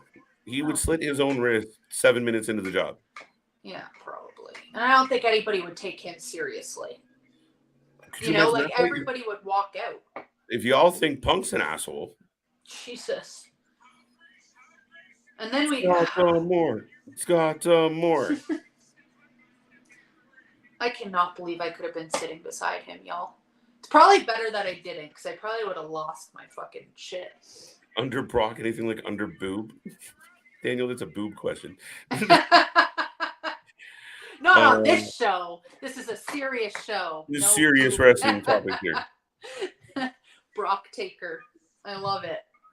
I love it. How do you feel about Trish Stratus coming back? I don't know. I don't care about any of the whole situation, so it kind of like I love Trish. I love Trish. Mm-hmm. But it like I thought she did all right. Some people criticized it, her promo sucked, but I thought it was all right. But you know, she had some good points. I'm not your childhood fantasy. I'm not your side piece, your sidekick. Okay, all valid points. So I'll wait and see. I don't know. Indifferent, maybe. Yeah. I don't think she needs to be like this big of a player at this point in her life, you know? Right. I feel like they're. I feel like at this point, I want to nominate Scott D'Amore as Impact Wrestler of the Year. I know. I love how he's an on-screen personality. Like, he's just so good at it, you know? Right. He's not out there wrestling all the time. Well, ever. Ever, thankfully. Man, I could watch that Canadian Destroyer again, though. It tells you what. Are you going to Forbidden Door? Not yet. Not officially. I looked at tickets today. They're pretty expensive. They are, and I know I say this a lot, but more. I think if I could swing SummerSlam would be really cool. It's tempting to drive to Detroit, but it's tempting. Yeah. What? Oh, I was just going to say, after seeing the Windsor show for Impact, like watching it on TV and seeing how the crowd went, I couldn't even imagine the Detroit crowd. Yeah, like right. If that part of the close to the border is that crazy with wrestling, I don't know. I might need to go myself. Yeah, the Forbidden Door show isn't tickling me. And when I saw that the tickets were $350 to sit all the way in the back. Scotia, and it's at Scotia. It's not like a small venue, right? Like, oh my god, it's right. I went to see who did I see there? Kill me, but I saw Marilyn Manson and Slipknot. That's a great show to go to. Oh, well, besides the fact that Marilyn Manson was so drunk, he tripped off the stage, ran all the way to the back, and kicked the sound guy in the face. Besides that part, was that like in the news that he fell off the stage and there was an issue? I'm pretty sure. Because I think it was like familiar. Not the Golden Age of Grotesque tour, the one after that. He was fucking wasted. He put like a mic up a girl's butt and started singing into it. It was not good. But Slipknot is always good live. That was quite the story. Sorry, but all of that. Yeah, it happened. It happened. You're just reporting. It's completely normal. Just reporting like this is Just a normal reporting. story. But we were all the way up in the rafters, and it like there was no point of being there. Yeah. You know what I mean? Like Mhm. when Slipknot came out and they had like the big screens and stuff, it was super cool. But you're like the people were like ants, Right. You know? There was no point. So if Yeah. I'm gonna pay $3.50 to watch ants, I don't think so. What is this, a school for ants? I was thinking that the whole time. I couldn't help saying it. Ants. Oh my god. So yeah, I don't think I'll go to that. I think Right. that's Nope. something I'll watch. Well, here's the thing, and kind of what was just mentioned in the chat. Like in the past, like even last Forbidden Door, it was very like there was no big surprises or title change. Like we were all surmising, like what if a New Japan athlete won one of the titles, or it went the one way or the other. It'd shock the world. It'd be really cool, but it was just more just filleting AEW, right? So yeah. PCO. So that's it. So he's dodging Nick Aldis, according to Tamur. And PCO says, I got this. I'll be right back. Oh, man. The entrance must be cool live. Oh, it was so cool. His energy. Oh, he's going to fight. He took his helmet off right away. He's here to scrap. He's not here to chat. No. He doesn't even speak. He just screams, but he's not even. No. Look at him. He's like, what is that? Oh, I love it. Right. Oh, I think this is a pretty good first booking because PCO doesn't need W's at this point in his career. It doesn't matter if he wins or loses. He's fun. Yeah. And you know what? Because Maclin's most likely going to beat him, but it's the Canadian Frankenstein. He's going to work him over. It's going to be a battle. Yeah. No, it's going to be great. Oh. But yeah, seeing him put Eddie Edwards in the coffin. Yeah. Oh, it was so good. So good. Right. Brandon says Forbidden Door is overrated. Pick Tick has cheap SummerSlam tickets right now. There you go. Or go check out SeatGeek, and with the code Wrasslin, you save $20 on your first purchase. We haven't shouted that out in a long time. It still exists. I think, maybe not. I don't know. Somebody try it and then go try it. When is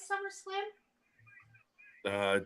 July. Oh, right. Late July. All right. I'll look into it. I might. Oh, there you go. Deanna Purazzo versus Taylor Wilde next week on Impact. Ooh, spicy.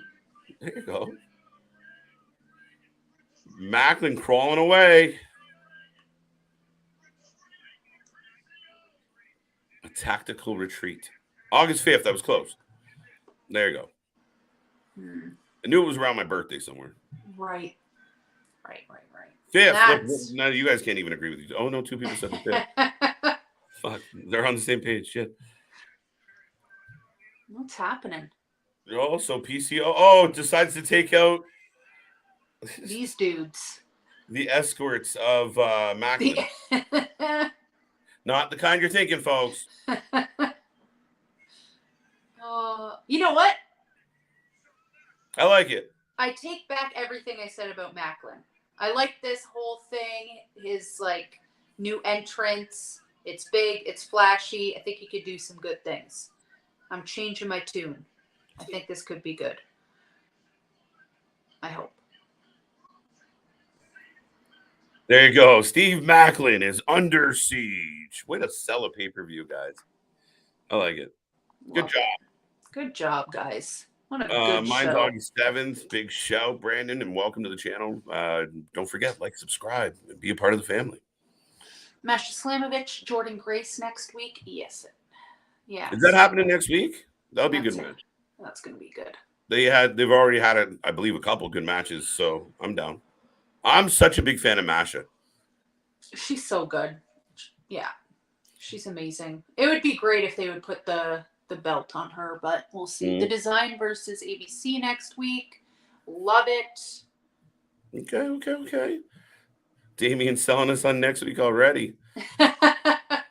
But that was your show. That was Ring of Honor. That was Impact tonight, folks. That was a fun time. Luna stopping by to say hello. Big Nick was here for a guest spot. So we're all doing what we do here at the Wrasslin for Life Network. Do you have a rating on tonight's show? I know we talked a lot. We did talk a lot.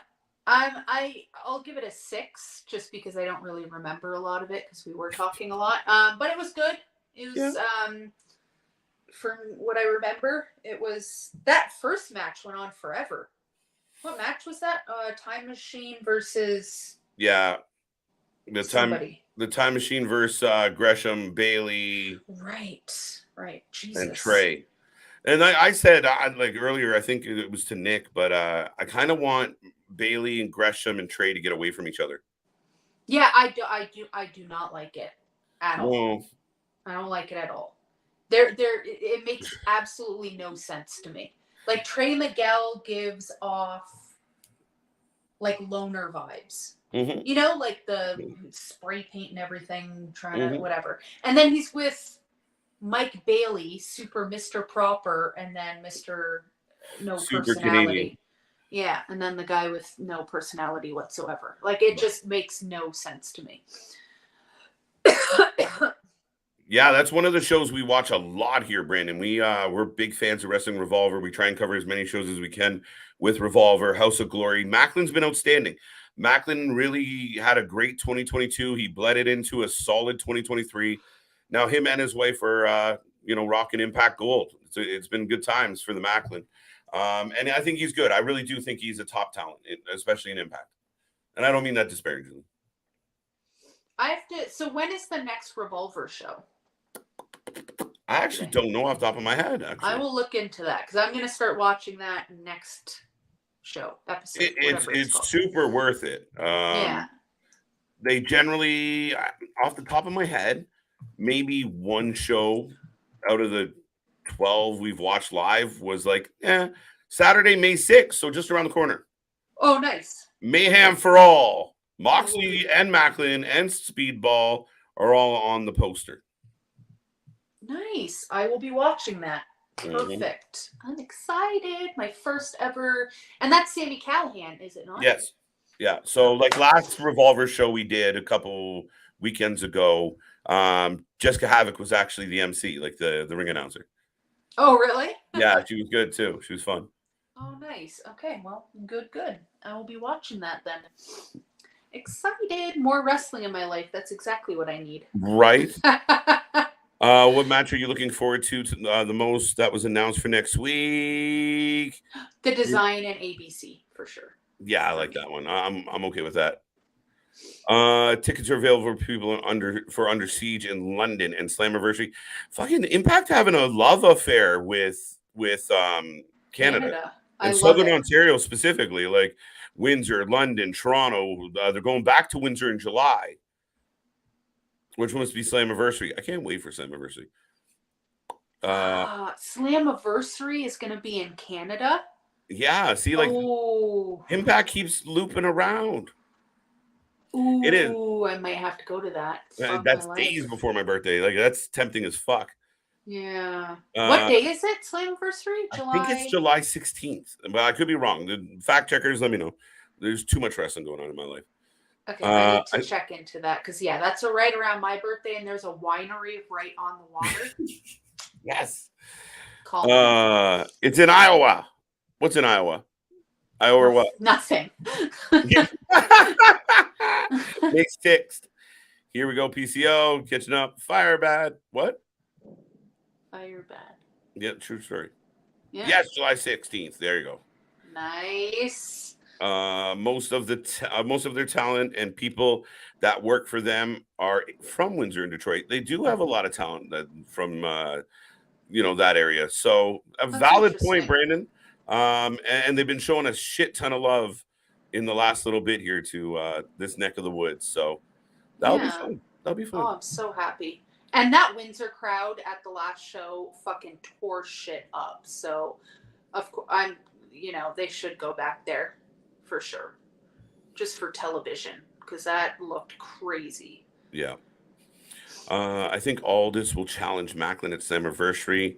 or BFG. It's a pay-per-view quality. Yeah, 100%. Like, that's why we're not getting it right away, guys. Like, we're getting PCO. Maclin will go and take out PCO, and then maybe someone else. Like, we're gonna buy our time a little bit, and because if you rush all this, then where do you go with it, right? So take a little bit of time. Exactly. Perfect. You're so close. I took your word for it, Brandon. No need to be scared. Well, Miss Luna, I'm going to agree with you. I'll give the show a 6. It was usually when we're rambling a lot, it's because the show's not taking our attention away. So I enjoyed most of it. That the 6-man was a little bit slow. The main, the ended with Maclin on a good note with PCO. 6 sounds fair. Not too high, not too low. Love it. It was good enough, Good enough for a Thursday night. Exactly. Happy 420 versus the Rascals. Yeah. Have a great weekend, everybody. Thank you. We are Pro Wrestling. Thank you, everybody else out there. Thank you, Miss Luna. I hope you enjoyed the show tonight. It was a pleasure having you back and just chat all over again.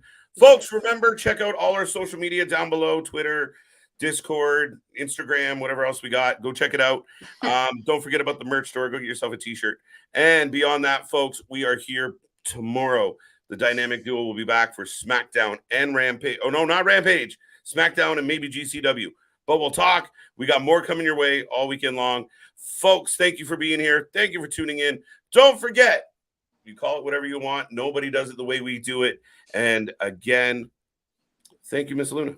Thank you so much. Have a good night, everybody. Bye. See you on the flip side, folks. Have a good night.